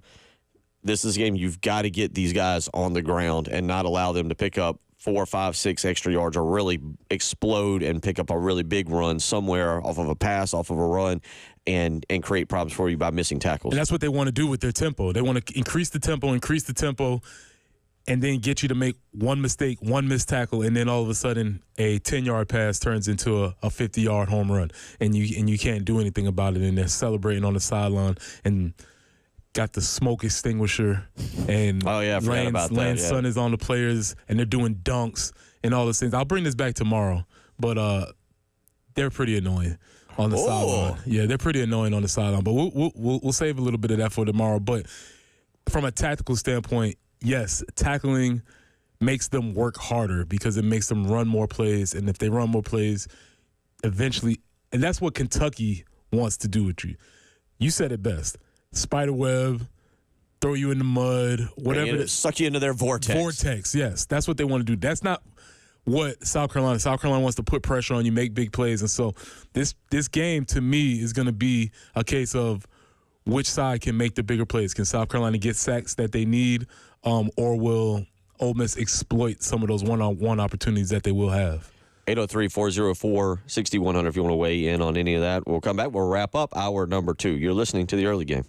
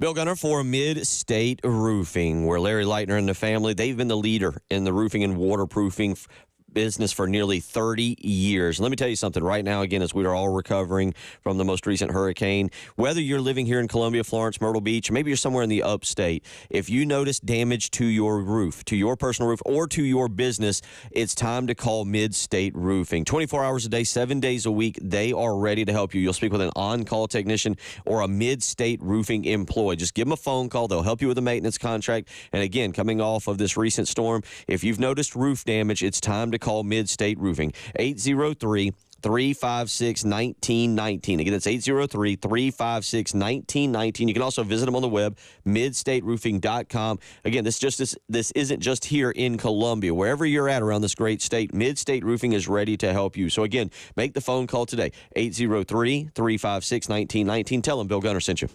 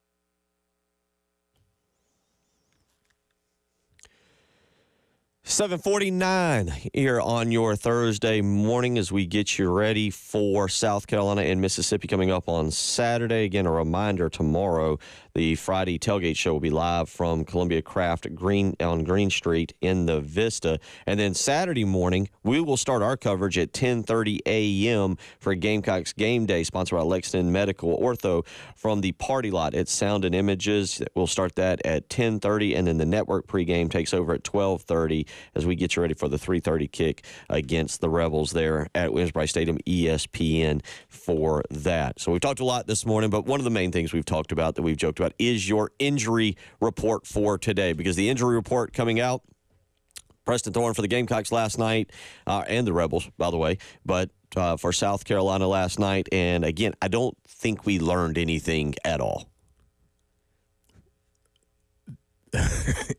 We learned that they're getting better and that they've done more today than they did yesterday. Yeah. Again, Shane Beamer will speak tonight, but again, Shane Beamer saying in his press conference on Tuesday, this is his quote, were they 100%? I wouldn't say they were 100%.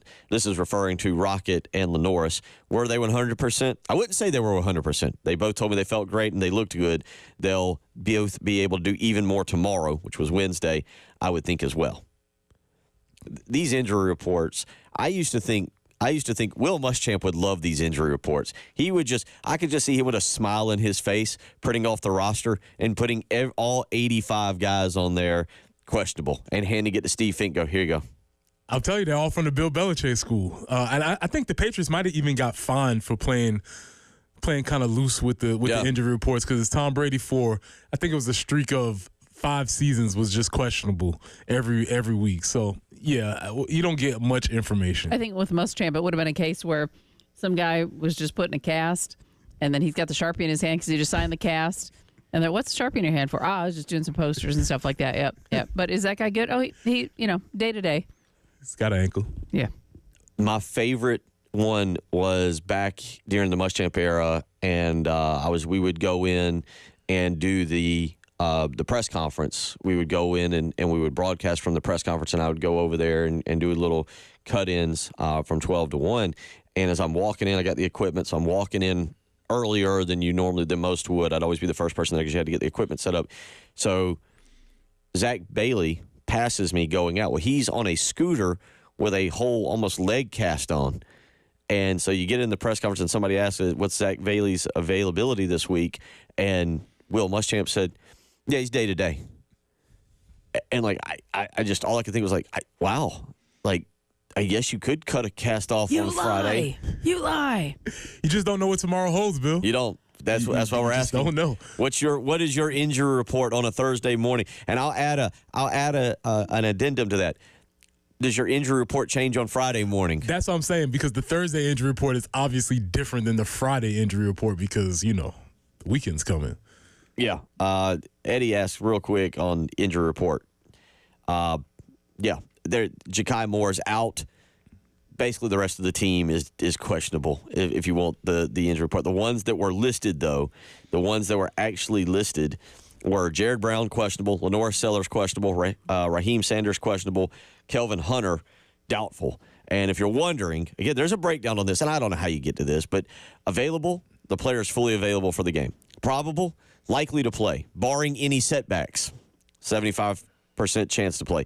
Questionable, if they're listed as questionable. Uncertain to play due to injury or condition, 50% chance to play. Doubtful, unlikely to play due to significant concerns, that's 25%. Or they can be a game time decision, and a final decision will be made closer to the game. Oh, I didn't know. I didn't know. That's the first time I've read game time decision. Yes, yeah, GTD. That kind of new one. That's a new one. All right, but here's a real question, and it's a serious question. How's Ole Miss preparing? Are they preparing any different if it's Lenore Sellers compared to Robbie Ashford? Does that change your preparation any? I wonder if this even the gamesmanship. I wonder if it even affects anything that they're doing. I would say no. I would say it's probably the same defensive game plan, whether it's Lenore's back there or Robbie Ashford. I would. That's a good question. And remember, we gave the stats the other day. Robbie Ashford started and played for Auburn against Mississippi in 2022.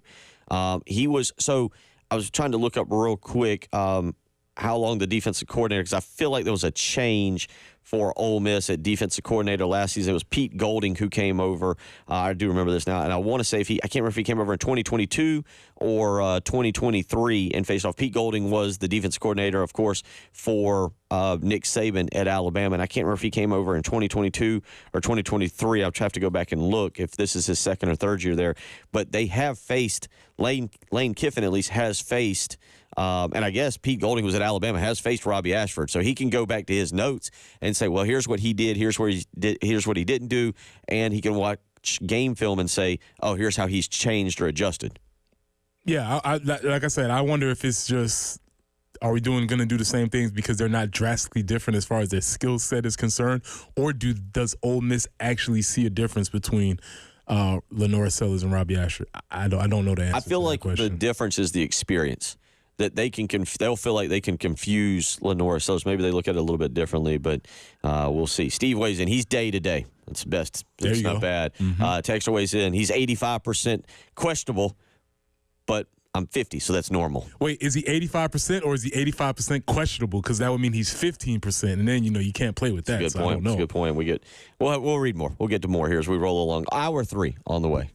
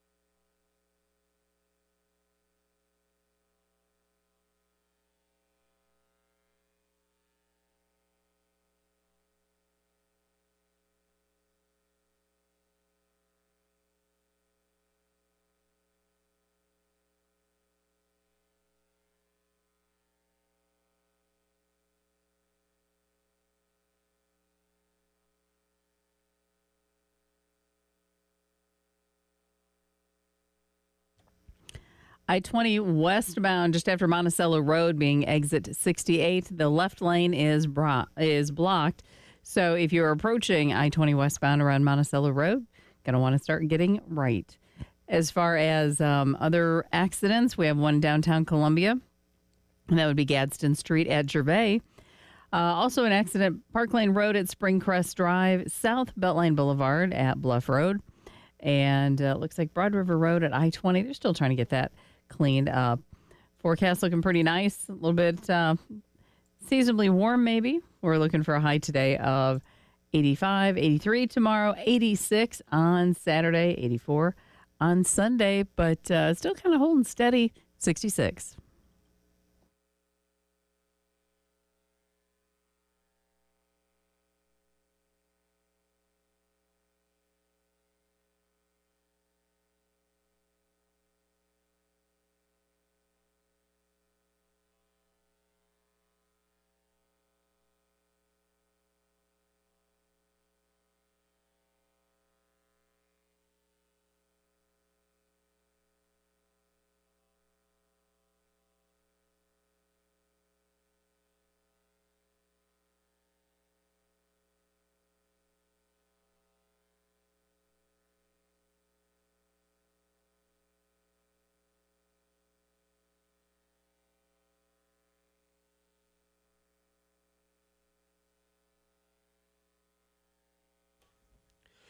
Up and at 'em. If you aren't already up and at 'em, if you are, good job.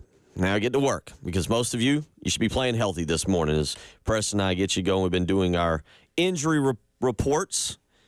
I'll try to get to Mississippi's here in a minute. There are a couple interesting names on there. And Brian Edwards of Vegas Insider and MajorWager.com will join us coming up in the next segment. And he's sending me his picks, and we're going back and forth. Do you think there's any coach that maybe enjoys the injury reports more than Lane Kiffin? Because he's just like, yeah, I'm going to throw some people on there. Trey Harris is on their injury report. Harry, is it Henry or Harry? I got to go back and look. Parrish is on their injury report. And I feel like Lane Kiffin's like the kind of guy, Henry Parrish is on their injury report. I feel like Lane Kiffin's the kind of guy that's like, yeah, I'm just going to put some guys on there that may or may not. Look, Kentucky's physical, we know that. But I can see Lane Kiffin just being like the guy that's like, yeah, I'm just going to put some stuff on there. Totally derailing the conversation. I'm sorry, but this is into one of my favorite topics. Henry Parrish. I knew he was a junior. I didn't know he was a junior, but I knew he was a junior because we're not making Henrys very much anymore. I knew he was named after somebody. He could go Henry, Fred, all of our guys. And Wendell. Henry, they all Fred, meet in midfield. Henry and Wendell meet in the hole. What year was this game played? That was played in 1978. That's Bears Steelers 1978. That's exactly. I'm sorry. Moving on.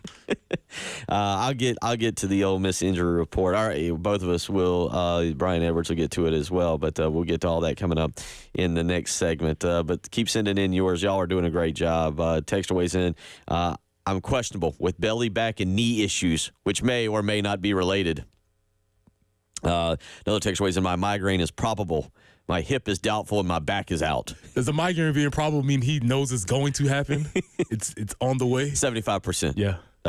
Hip is 50% and his back is out. So keep sending those in this morning. 803-404-6100. Again, reminder tonight, Carolina Calls with Shane Beamer and Todd Ellis. You can hear that, and he will address, I'm sure, the injury report. I believe it's the Prisma Health Injury Report that they will get to. And that'll be tonight, 6 o'clock right here, 107.5 The Game, 100.3 The Game in Myrtle Beach, where you can hear all of that. Again, Carolina Calls with Shane Beamer and Todd Ellis tonight. One thing that maybe he needs to address, we talked about this in the first hour, and Preston had some stats. And listen closely to these stats. Is South Carolina, you had this bye week. You had 2 weeks to correct sack issues, to get it figured out, what is going on the offensive line. And Preston's going to give you some stats here. But here is Dow Loggins yesterday during the coordinator press conferences talking about correcting the sack issues. Yeah, most of them are coming up on third down. I think we have 16. I think 10 of the 16 are on third down. And you go back and you watch them all and you figure out why. And you start with a scheme, and then you start with you start going to each individual position, whether it be offensive line, tight ends, running backs, quarterbacks, are they holding it too long? Or wide receivers not getting open, or we put them in the right situation as a coaching staff. So you evaluate all that and you work to correct it. Today was our third down day, so we got a good work at it today. So there he is talking about it. And he makes, I think, valid points that anytime a sack happens, basically anytime a sack happens, we blame it on the offensive line. But there are legitimate other things that have occurred on some of these sacks. And I do think there is an issue a little bit with both Robbie Ashford and Lenore Sellers, maybe either not trusting their read, Preston, or holding the ball too long, one of those two. But you have got some stats there that you like in particular on these sack issues. Well, it is not just a minor issue. It's not like there's a leak. Right. It's bad. South Carolina is a 126 out of 134 in sacks allowed. So they've given up a lot of sacks. Right. I mean, there's no way to get around it statistically. On top of giving up a lot of sacks, they're 126 out of 134, and then tackles for loss, they're 125 out of 134. And so what that means is, based on with his number, him saying that they've given up this many on third down, 10 out of 16 have been on third down, and that's fine. But that means you can't get in these third and longs. Right. And so early in these series, they have to have more success with being able to run the ball. And they've been able to run the ball kind of. And the reason why I say kind of is because they've had a lot of long, explosive plays, which I think throws off the average. And so average, South Carolina, I believe, is 40th in the nation in running. But I don't know if that actually is telling the story about how they're running the ball. They've had some big plays, but I don't know if they're actually running the ball well. And them being able to run the ball well will keep them out of third and longs, which might change the sack numbers. That'll be a big part of Saturday. And one other thing that has been talked about is sustaining drives. And South Carolina does have to sustain drives in this particular ball game to do two things. One, to keep Ole Miss's offense off the field. And to sustain drives, you got to also not give up sacks. So you got to keep Ole Miss's offense off the field, but also I think you keep your crowd into it a little bit, and that'll be a big part. Here's Dow Loggins yesterday talking about the importance of sustaining drives. I mean, and I don't know what's going on with their offense. I just know that they're very good. I'm not dumb. I hear things and see things, and we get them some crossover tape. So we obviously know what's going on the other side, but for our side, it's do your job and execute and win your one-on-one matchups. And it is important. It is important to be able to convert third downs. It's the area we need to improve on. We haven't been good enough this season. It's continue to run the ball well. It's continue to create explosive plays and minimize the turnovers. Like, you can't give these guys short fields, and you need to convert third downs. You need to be able to run the ball well. And the other thing Kentucky did is they hit some explosive plays that you're going to have to do, and they won some one-on-one matchups. And so that element is always a huge challenge, but you're talking about playing company football in all three phases, and that becomes a bigger issue every week in this conference. He's got a point about that, too, about Kentucky hitting explosive plays, none bigger than the 4th and 7 there late in the ballgame that set up the game-winning touchdown. To add on to that, just looking at the numbers again, out of 134, South Carolina is 118 in third down conversions. Yeah. So those are just the numbers. So, yes, they're going to have to be able to do better at those key things in order if they want to be able to compete on Saturday. Certainly when you talk about that, that's going to be a big part of the game, and we'll get more into that tomorrow. That's very footballish, a lot of handsy football when you start breaking down the analytics there and being able to. I mean, Bill, we didn't even get to success rate. We didn't get to stop rate. We didn't get to any of the cool stuff yet. We'll get to it tomorrow. We got a lot to do. It's a big game, and I guess what I'm most interested in is you had this bye week. Kentucky had their toughest opponent to date. They did have Kentucky's a physical team. What did South Carolina fix and get fixed? Number one, get healthy. Number two, but what did they look at on film to correct what you're talking about? To correct these mistakes that have occurred. That's going to be the big question, and whether or not they can take some of the successes that Kentucky had and try and figure out ways to replicate that for themselves and see how this works for them. 803-404-6100 if you want to weigh in on any of that as we weigh in on our injury report. Sammy says he's got a foot. Ford weighs in, and I see your text, Ford. I'm not going to read that. We're just going to avoid that one. Out. I'm not even going to start reading what's on there. 803-404-6100. We come back. Brian Edwards of VegasInsider.com and MajorWager.com joins us, and we will talk about some games he likes this weekend that you may want to take a look at. You're listening to The Early Game.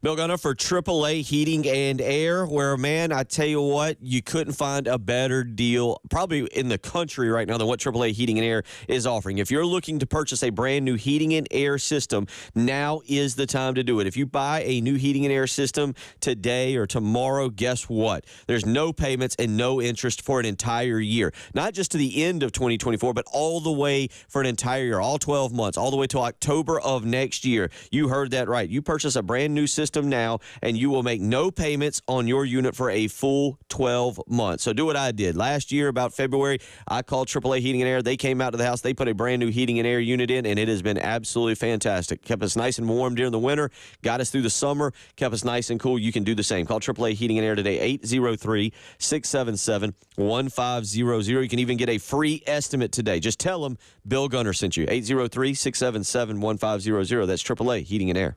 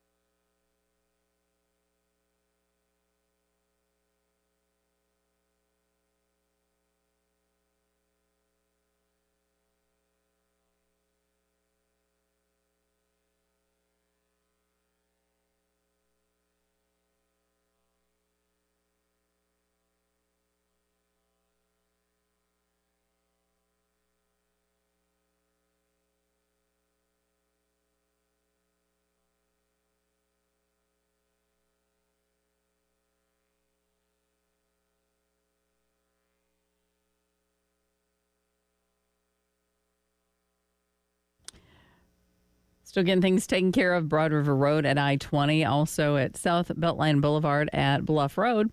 Park Lane at Springcrest Drive, an accident there. Downtown Columbia, Gadsden Street at Gervais. I-20 westbound there at mile marker 68, Monticello Road. Looks as though the two right lanes are blocked. Just allow a little extra time. It's kind of a mess up there at this point. So, again, that's I-20 westbound. The left lane is blocked, and it appears I-20 eastbound. The two right lanes are blocked. That forecast looking really nice. 85 today, 83 tomorrow, 86 on Saturday. It's 67 this morning on the early game.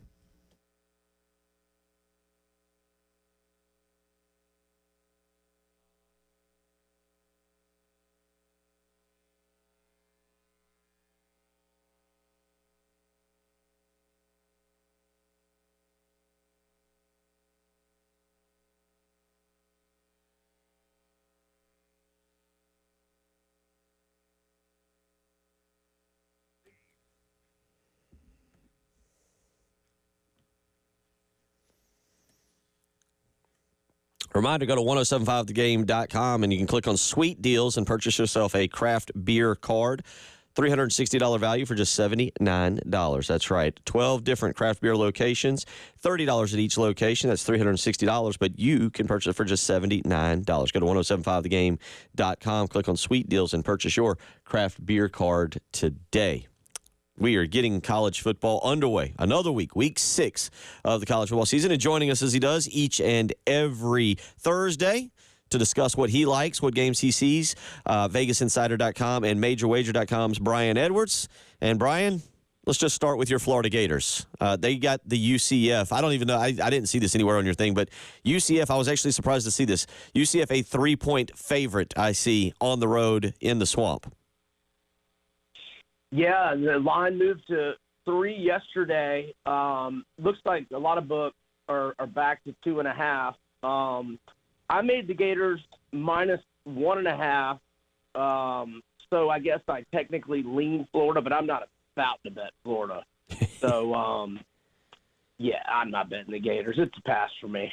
But, I mean, at UCF, I don't know what happened. I mean, they got pounded at home last week by Colorado. That was one of the more surprising scores last week. I don't know if Coach Prime, everything is working right now for them perfectly or what. They are 4-1 on the season, and Preston, I thought there was a good chance they could be 1-4 at this point in the season, and instead they're kind of rolling along. And I think because they're winning, we're noticing less. It's when they lose right. that we actually pay attention and kind of laugh at them. When they start winning, we're all like, who cares? Like, who cares? Let's get into some of these games, though, that you like. Let's start just tonight in the NFL. We'll start with the NFL, actually. But we'll start in particular tonight. Tampa, you get old Baker Mayfield, and they're heading up to take on Kirk Cousins and the Falcons. Your thoughts? Yeah, so I normally am not keen on taking road teams in these Thursday short week games, but this flight from Tampa to Atlanta is nothing, like 75 minutes top. So I'm not putting a lot of stock in, short week and the travel. And the Bucs just look a lot better than the Falcons. The Falcons got a special teams touchdown and a defensive touchdown last week. They only got in the red zone once. They're not using Kyle Pitts, which is standard for them. Atlanta's poorly coached. They're fortunate to be 2-2. I like the Bucs plus 1.5. Maybe one of the stories, I don't feel like, Preston, you and Brian can correct me if I'm wrong on this, I don't feel like the Commanders and Jaden Daniels is getting enough attention for the way he has played the last few weeks. That game, obviously, against Cincinnati was spectacular. They were really good last week, and they've got the Browns this week, and the Commanders are -3. Preston, we need to put this down to talk about Jaden Daniels a little bit more because of what he's doing. Your thoughts, though, Brian, on that Commanders-Browns match? Love the Commanders. Can't believe this line is only 3. I made it 7.5. My favorite pick, maybe my favorite pick of the year so far. I know that, the only thing that kind of scares me is the Browns do have a good defense, and Washington has played really well in back-to-back weeks. Are they going to, continue? But I don't even think they have to play that great. I mean, as long as Daniels is taking care of the football, which he is, I mean, he's in the top 5 of every quarterback stat there is, whereas Deshaun Watson's ranked number 31 in QBR in the NFL. And just forget all the great things Watson did with the Texans and Clemson in college. He's just not the same guy anymore. He doesn't have confidence, and just absolutely love the Commanders and love that I have an 8-1 ticket on Jaden Daniels to be Offensive Rookie of the Year. Hate that I didn't put more on it, but Washington's been very good to me here. I've had them 3 weeks in a row, and hopefully they can get it done for me 4 weeks in a row. Love the Commanders -3. One more. Well, I'd say we'll get to two real quick here before we get to the college games. We're going to punish, I guess, Aaron Rodgers, or maybe we're going to see if Aaron Rodgers can do his cadences in a British accent. He goes to London this weekend to take on the Vikings. Yeah, I got to go with the Vikings here, man. They look fantastic. I'm trying to think where I elevated them in my power rankings, but I don't have them in front. I think I got them number 4 this week. Yes, I do have them number 4. Man, they're just playing fantastic. I mean, 28-0 lead at Lambeau. Now, they almost gave it away, but, Darnold's playing great. O'Connell, we've got an enormous head coaching advantage in this matchup. I got to go Vikings -2.5. Preston's just enormous head coaching advantage. Last one in the NFL, Broncos against the Raiders. Yeah, I got to go with the Broncos. So, Bo Nix only threw for 60 yards last week, but most importantly, he hasn't turned the ball over in back-to-back games, whereas he threw 4 interceptions in the first 2 games that they lost. He's taken care of the ball the last couple of weeks, and that's been a good recipe because their defense is legit, and we're not going to get Devontae Adams, so that helps our cause.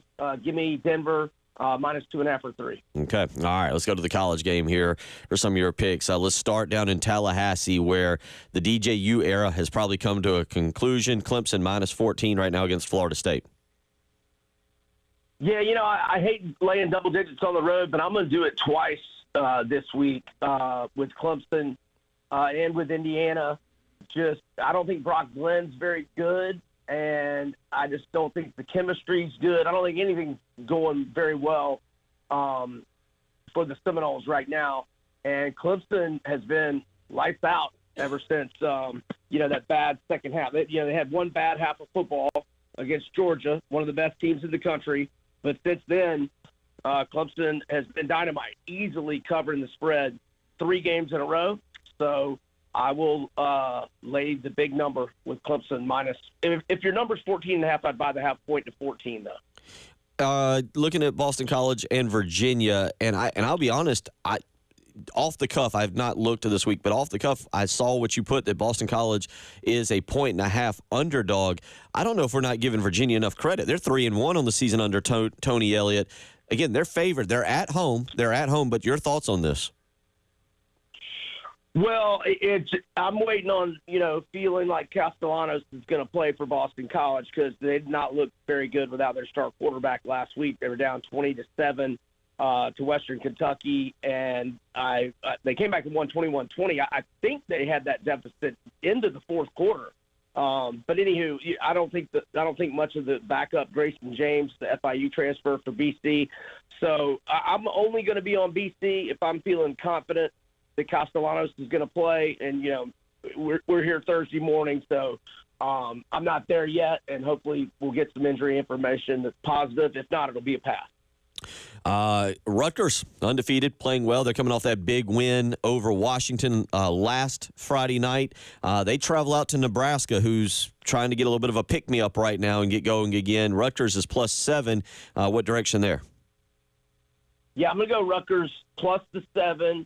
I made this game a pick'em, which this is the widest discrepancy I have in my numbers this week, at least in the Power 4 teams. Nebraska won 28-10 at Purdue last week, but they didn't get their first points of the game until 2:49 left in the third, and that's at the same venue where Notre Dame scored 66 earlier in the year. Now they did get a couple more touchdowns, go up 21-3, and then they got a pick six. They actually covered the spread.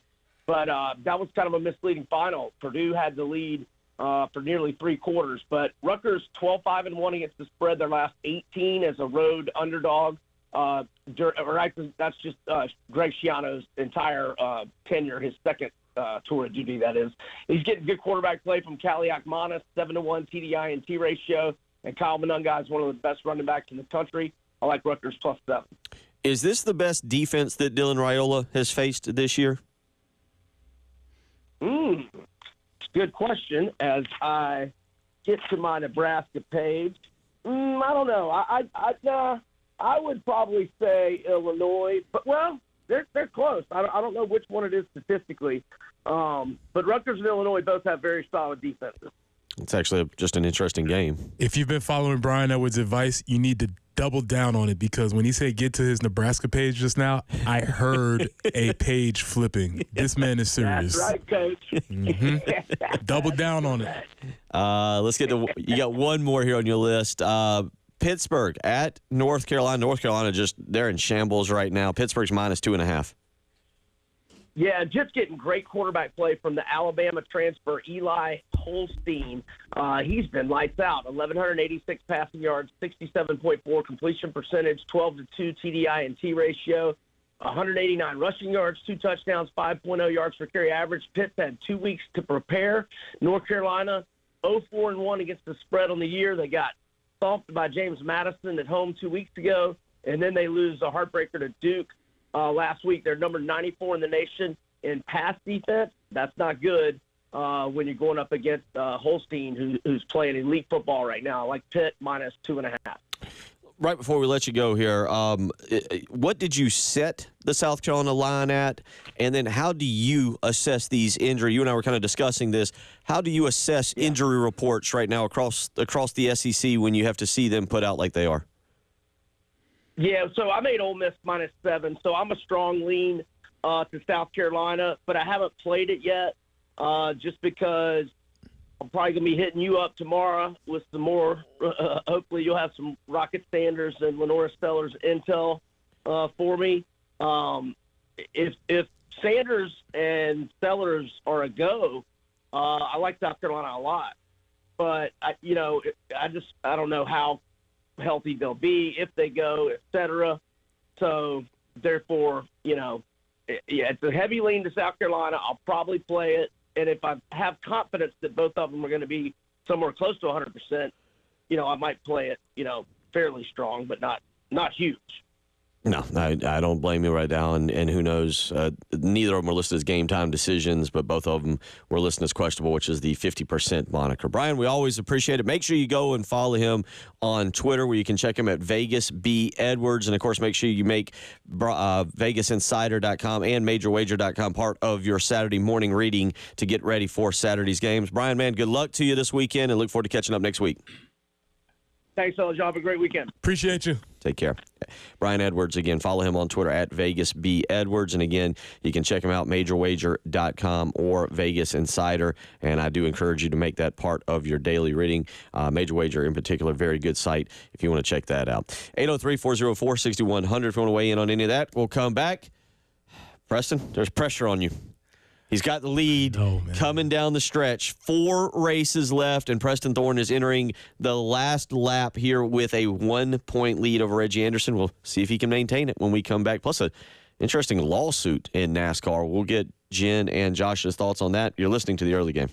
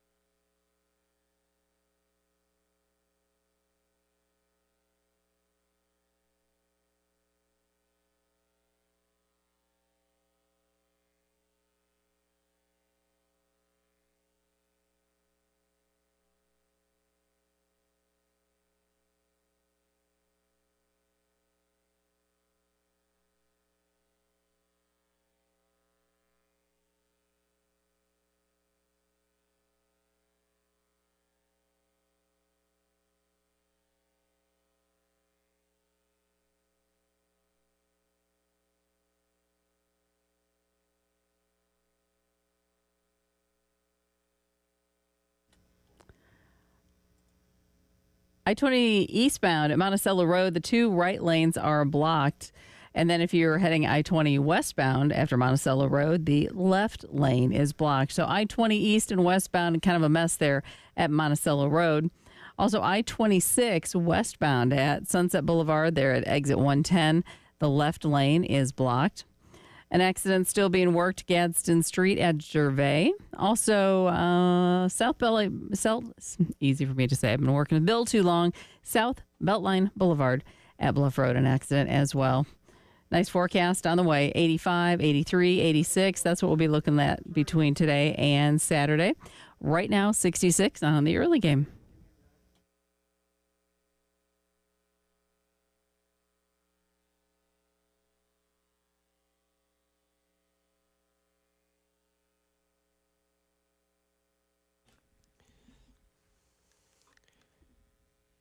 .833 as we roll along. Actually, it's 8:34 right now as I try to keep you up to date on your time each and every morning. And joining us now, as he does each and every week to get into the world of NASCAR, a guy who's still in the hunt for the famed Corley Pool Solutions Checkered Flag Challenge trophy that actually Jen would be happy. Lauren actually looked at it the other day and was like, hey, are you going to take that thing back, or what exactly is going on with that trophy? Exactly. So I will make just keeping it at his house by default. Looks like I'm a winner. Well, that fake is the only way you could be a winner. So I guess, take it, whatever that works for you. In all honesty, Josh, this year of my performance, that trophy is not allowed to stay at I've got it tomorrow. I will bring that back to the studio, drop it off at the engraver to start preparing it. Welcome in. How you doing this morning? Doing good. Ready for a weekend at Talladega. See what's going to happen here. A couple of wild card races coming up with Talladega and the Roval, so I think things are going to get shaken up a little bit. Talladega, the Charlotte Roval, Las Vegas, and then we wrap it up in Homestead, Miami. There is some actual news we need to really get to this week in terms of the 2311 team and what's going on with them. But let's start with this, with the actual races. Your expectations now as we come down the stretch here for the playoffs. We'll have two more here in the round of 12 before they'll cut it to the round of 8.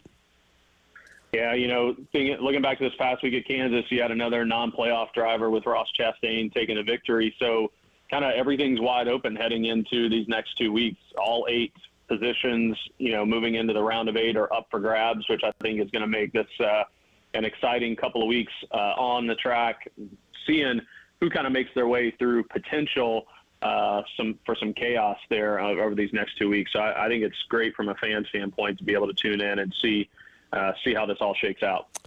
Jen, I'll ask you and Josh, as I read this, and for people that maybe are not as knowledgeable, it looks like there is a 6-point difference between William Byron at the top and Ryan Blaney and Christopher Bell. Blaney and Bell tied there for second with, 3,068 points. And then behind them is Kyle Larson with 3,058. So you've got about a 16-point difference between the top 4. Is that a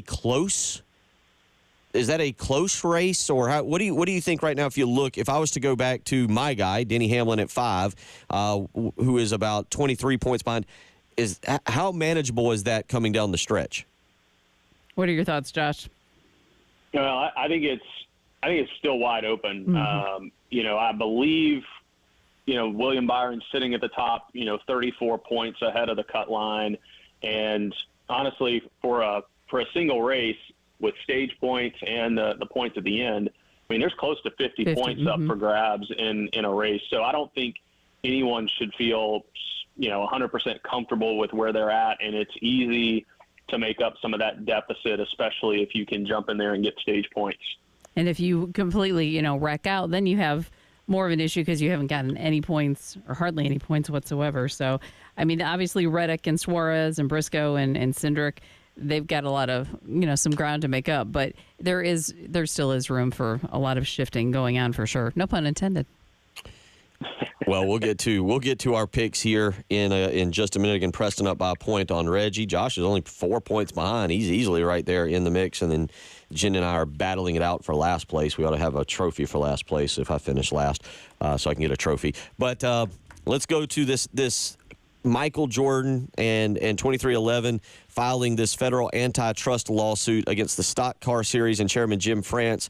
This occurred yesterday, claiming that the new charter system limits competition by unfairly binding teams to the series, its tracks, and its suppliers. I'll be honest, I don't know much of what is being discussed here. What can you fill us in on what exactly this lawsuit is all about? Yeah, I'm gonna be right there with you, Bill. From a track operator standpoint, this is not something that we have a significant part in. The charters are with the teams, and NASCAR, certainly we're a big part of that from the standpoint of we host the races. But all the business dealings, I've probably read just as much as you have from the reports from various, guys and girls that cover the sport on a regular basis. So it seems as if their claim is that some of NASCAR and how they are operating the sport creates an unfair advantage for them. And so I think from there, we're going to see how this plays out either in the courts or maybe this leads to some sort of, out of the court settlement where, I don't know if the teams feel like this is their only way to try to get more of the things they were asking for in the negotiations in the charter agreements. But I'm kind of a bystander like a lot of you, and we'll see how it all plays out.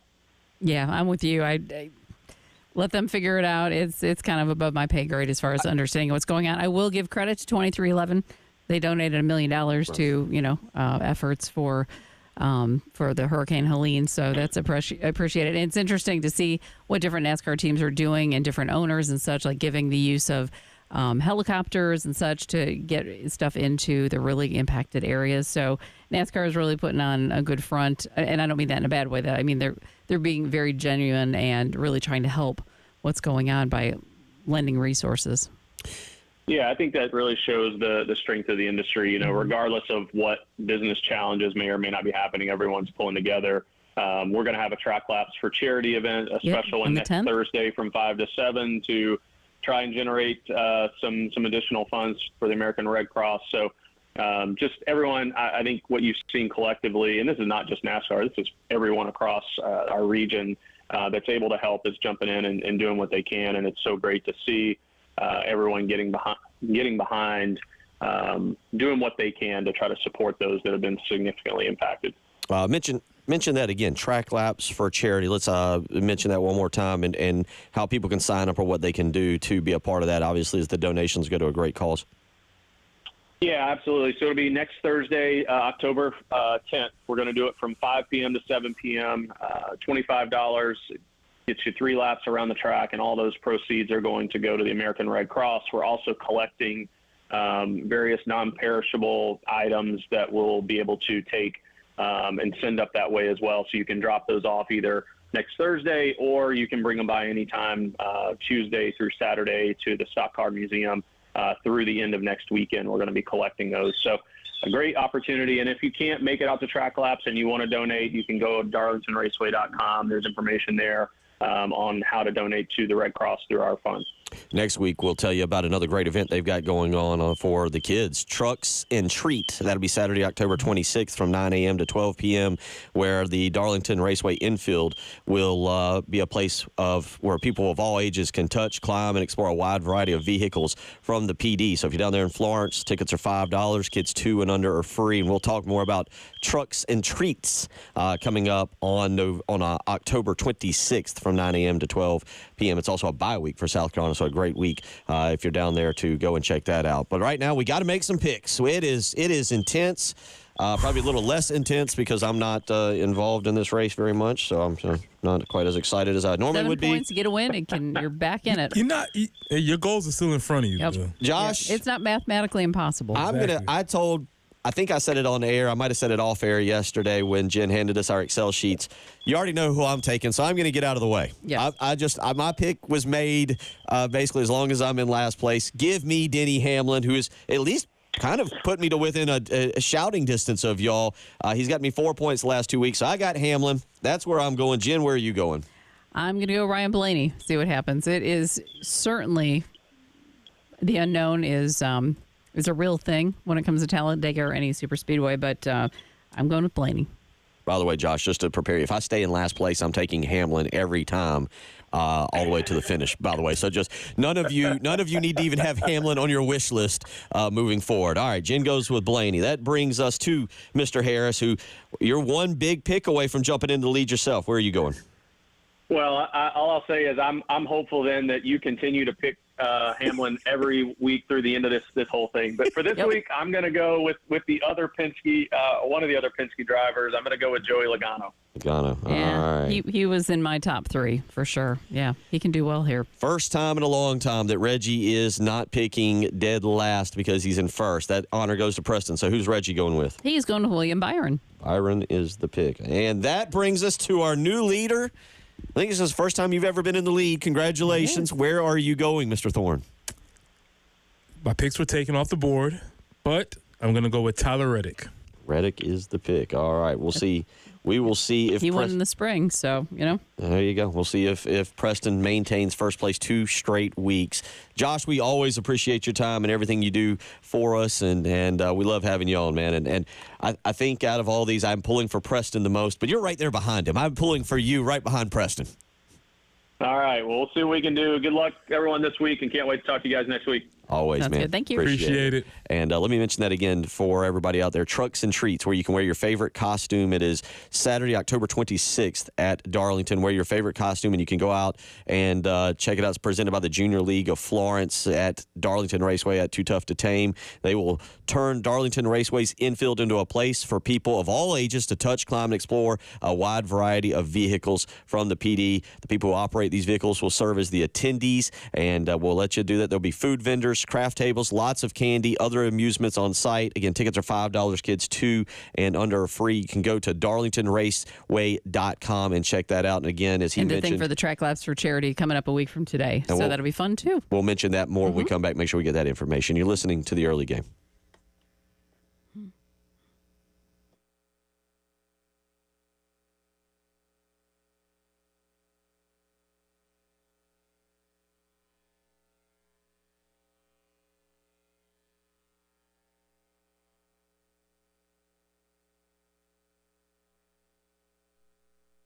Bill Gunner for the Ecton Law Firm. John Ecton and his team, they are the pros, the superheroes. If you have problems with the IRS, if they're stressing you out, if the IRS has sent you one of those mean, nasty notes, it's time for you to turn to those pros, John Ecton and his team. Doesn't matter whether you're here in Columbia, Florence, or Myrtle Beach, wherever you're sitting this morning, John Ecton and his team are ready to help you navigate the IRS maze. They know exactly what they are doing. They have proven solutions that have helped thousands of families just like you. So contact the Ecton Law Firm today and start with a free consultation. 803-771-9800. Again, that's 803-771-9800. Again, if you're dealing with the IRS and you're dealing with that maze that they have, call someone who can help you. And John Ecton and his team do exactly that. They have, again, proven solutions that know how to fix this situation. 803-771-9800. Call the Ecton Law Firm today.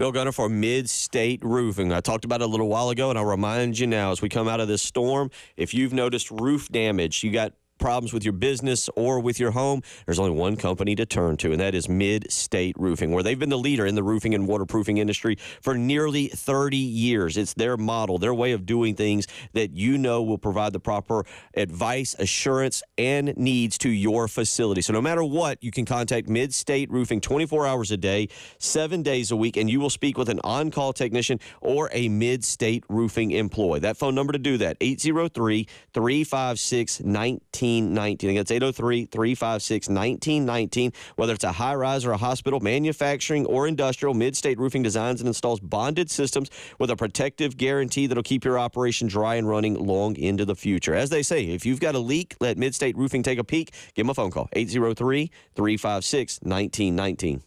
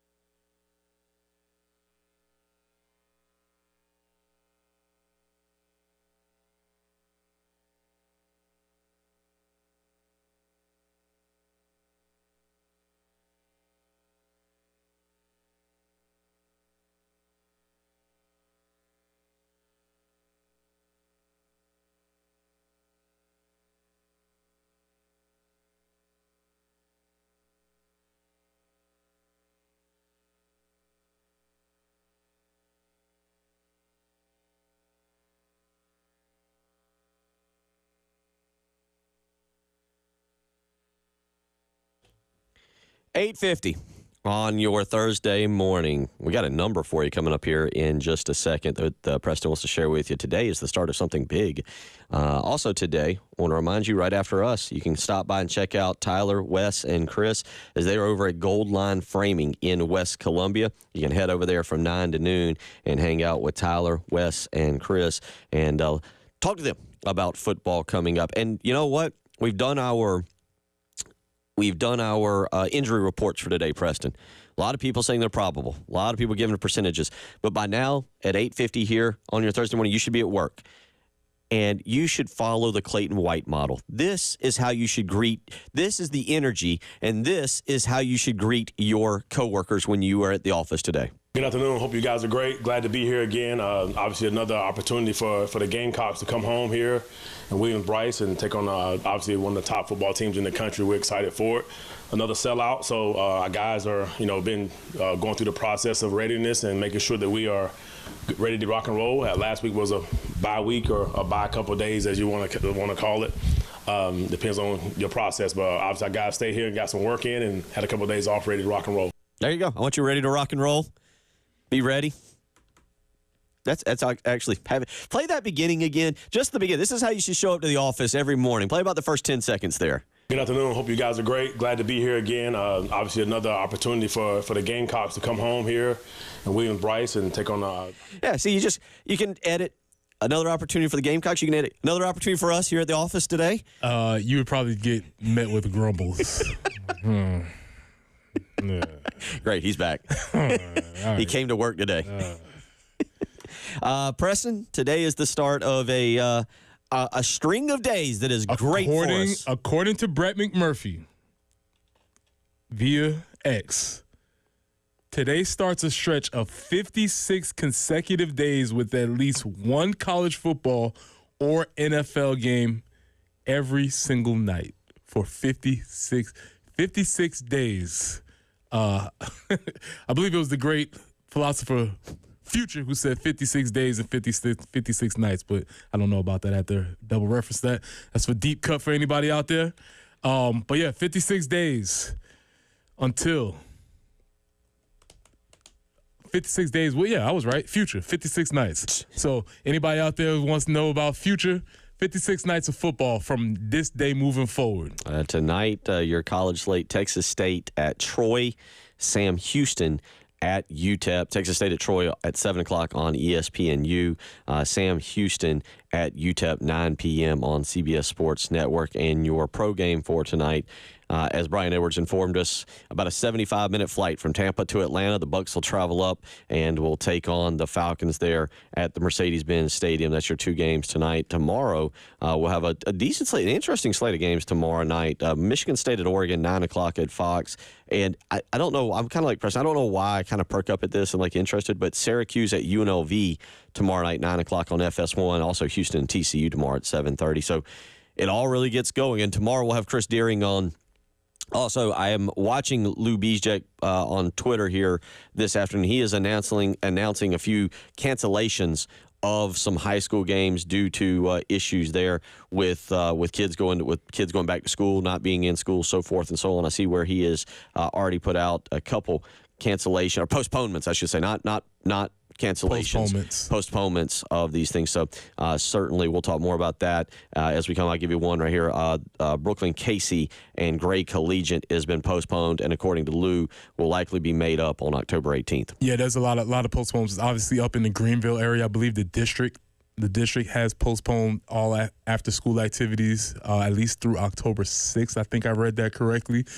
So yeah, there'll be postponements, but hopefully they'll get rescheduled. Also, real quick, just looking at Lou's Twitter account, one of the top up-and-coming basketball players in the state, Josh Leonard, 2027 prospect, he's going to be a national recruit, has been invited to attend the Team USA Junior National Team Mini Camp October 11th through the 13th out in Colorado Springs. Josh Leonard is a guy South Carolina, I believe, has already offered and will be a national prospect, the next G.G. Jackson, Cam Scott, if you will. Where's he from? He is down at Wilson.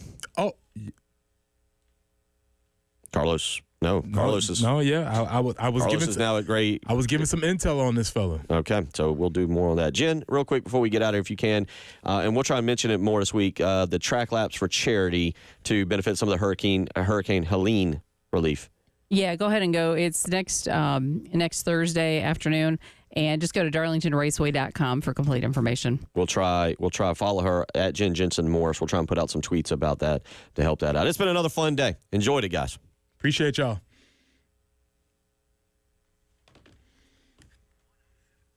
It's nothing like starting today, realizing you got a rip in your. All right, there go those pants.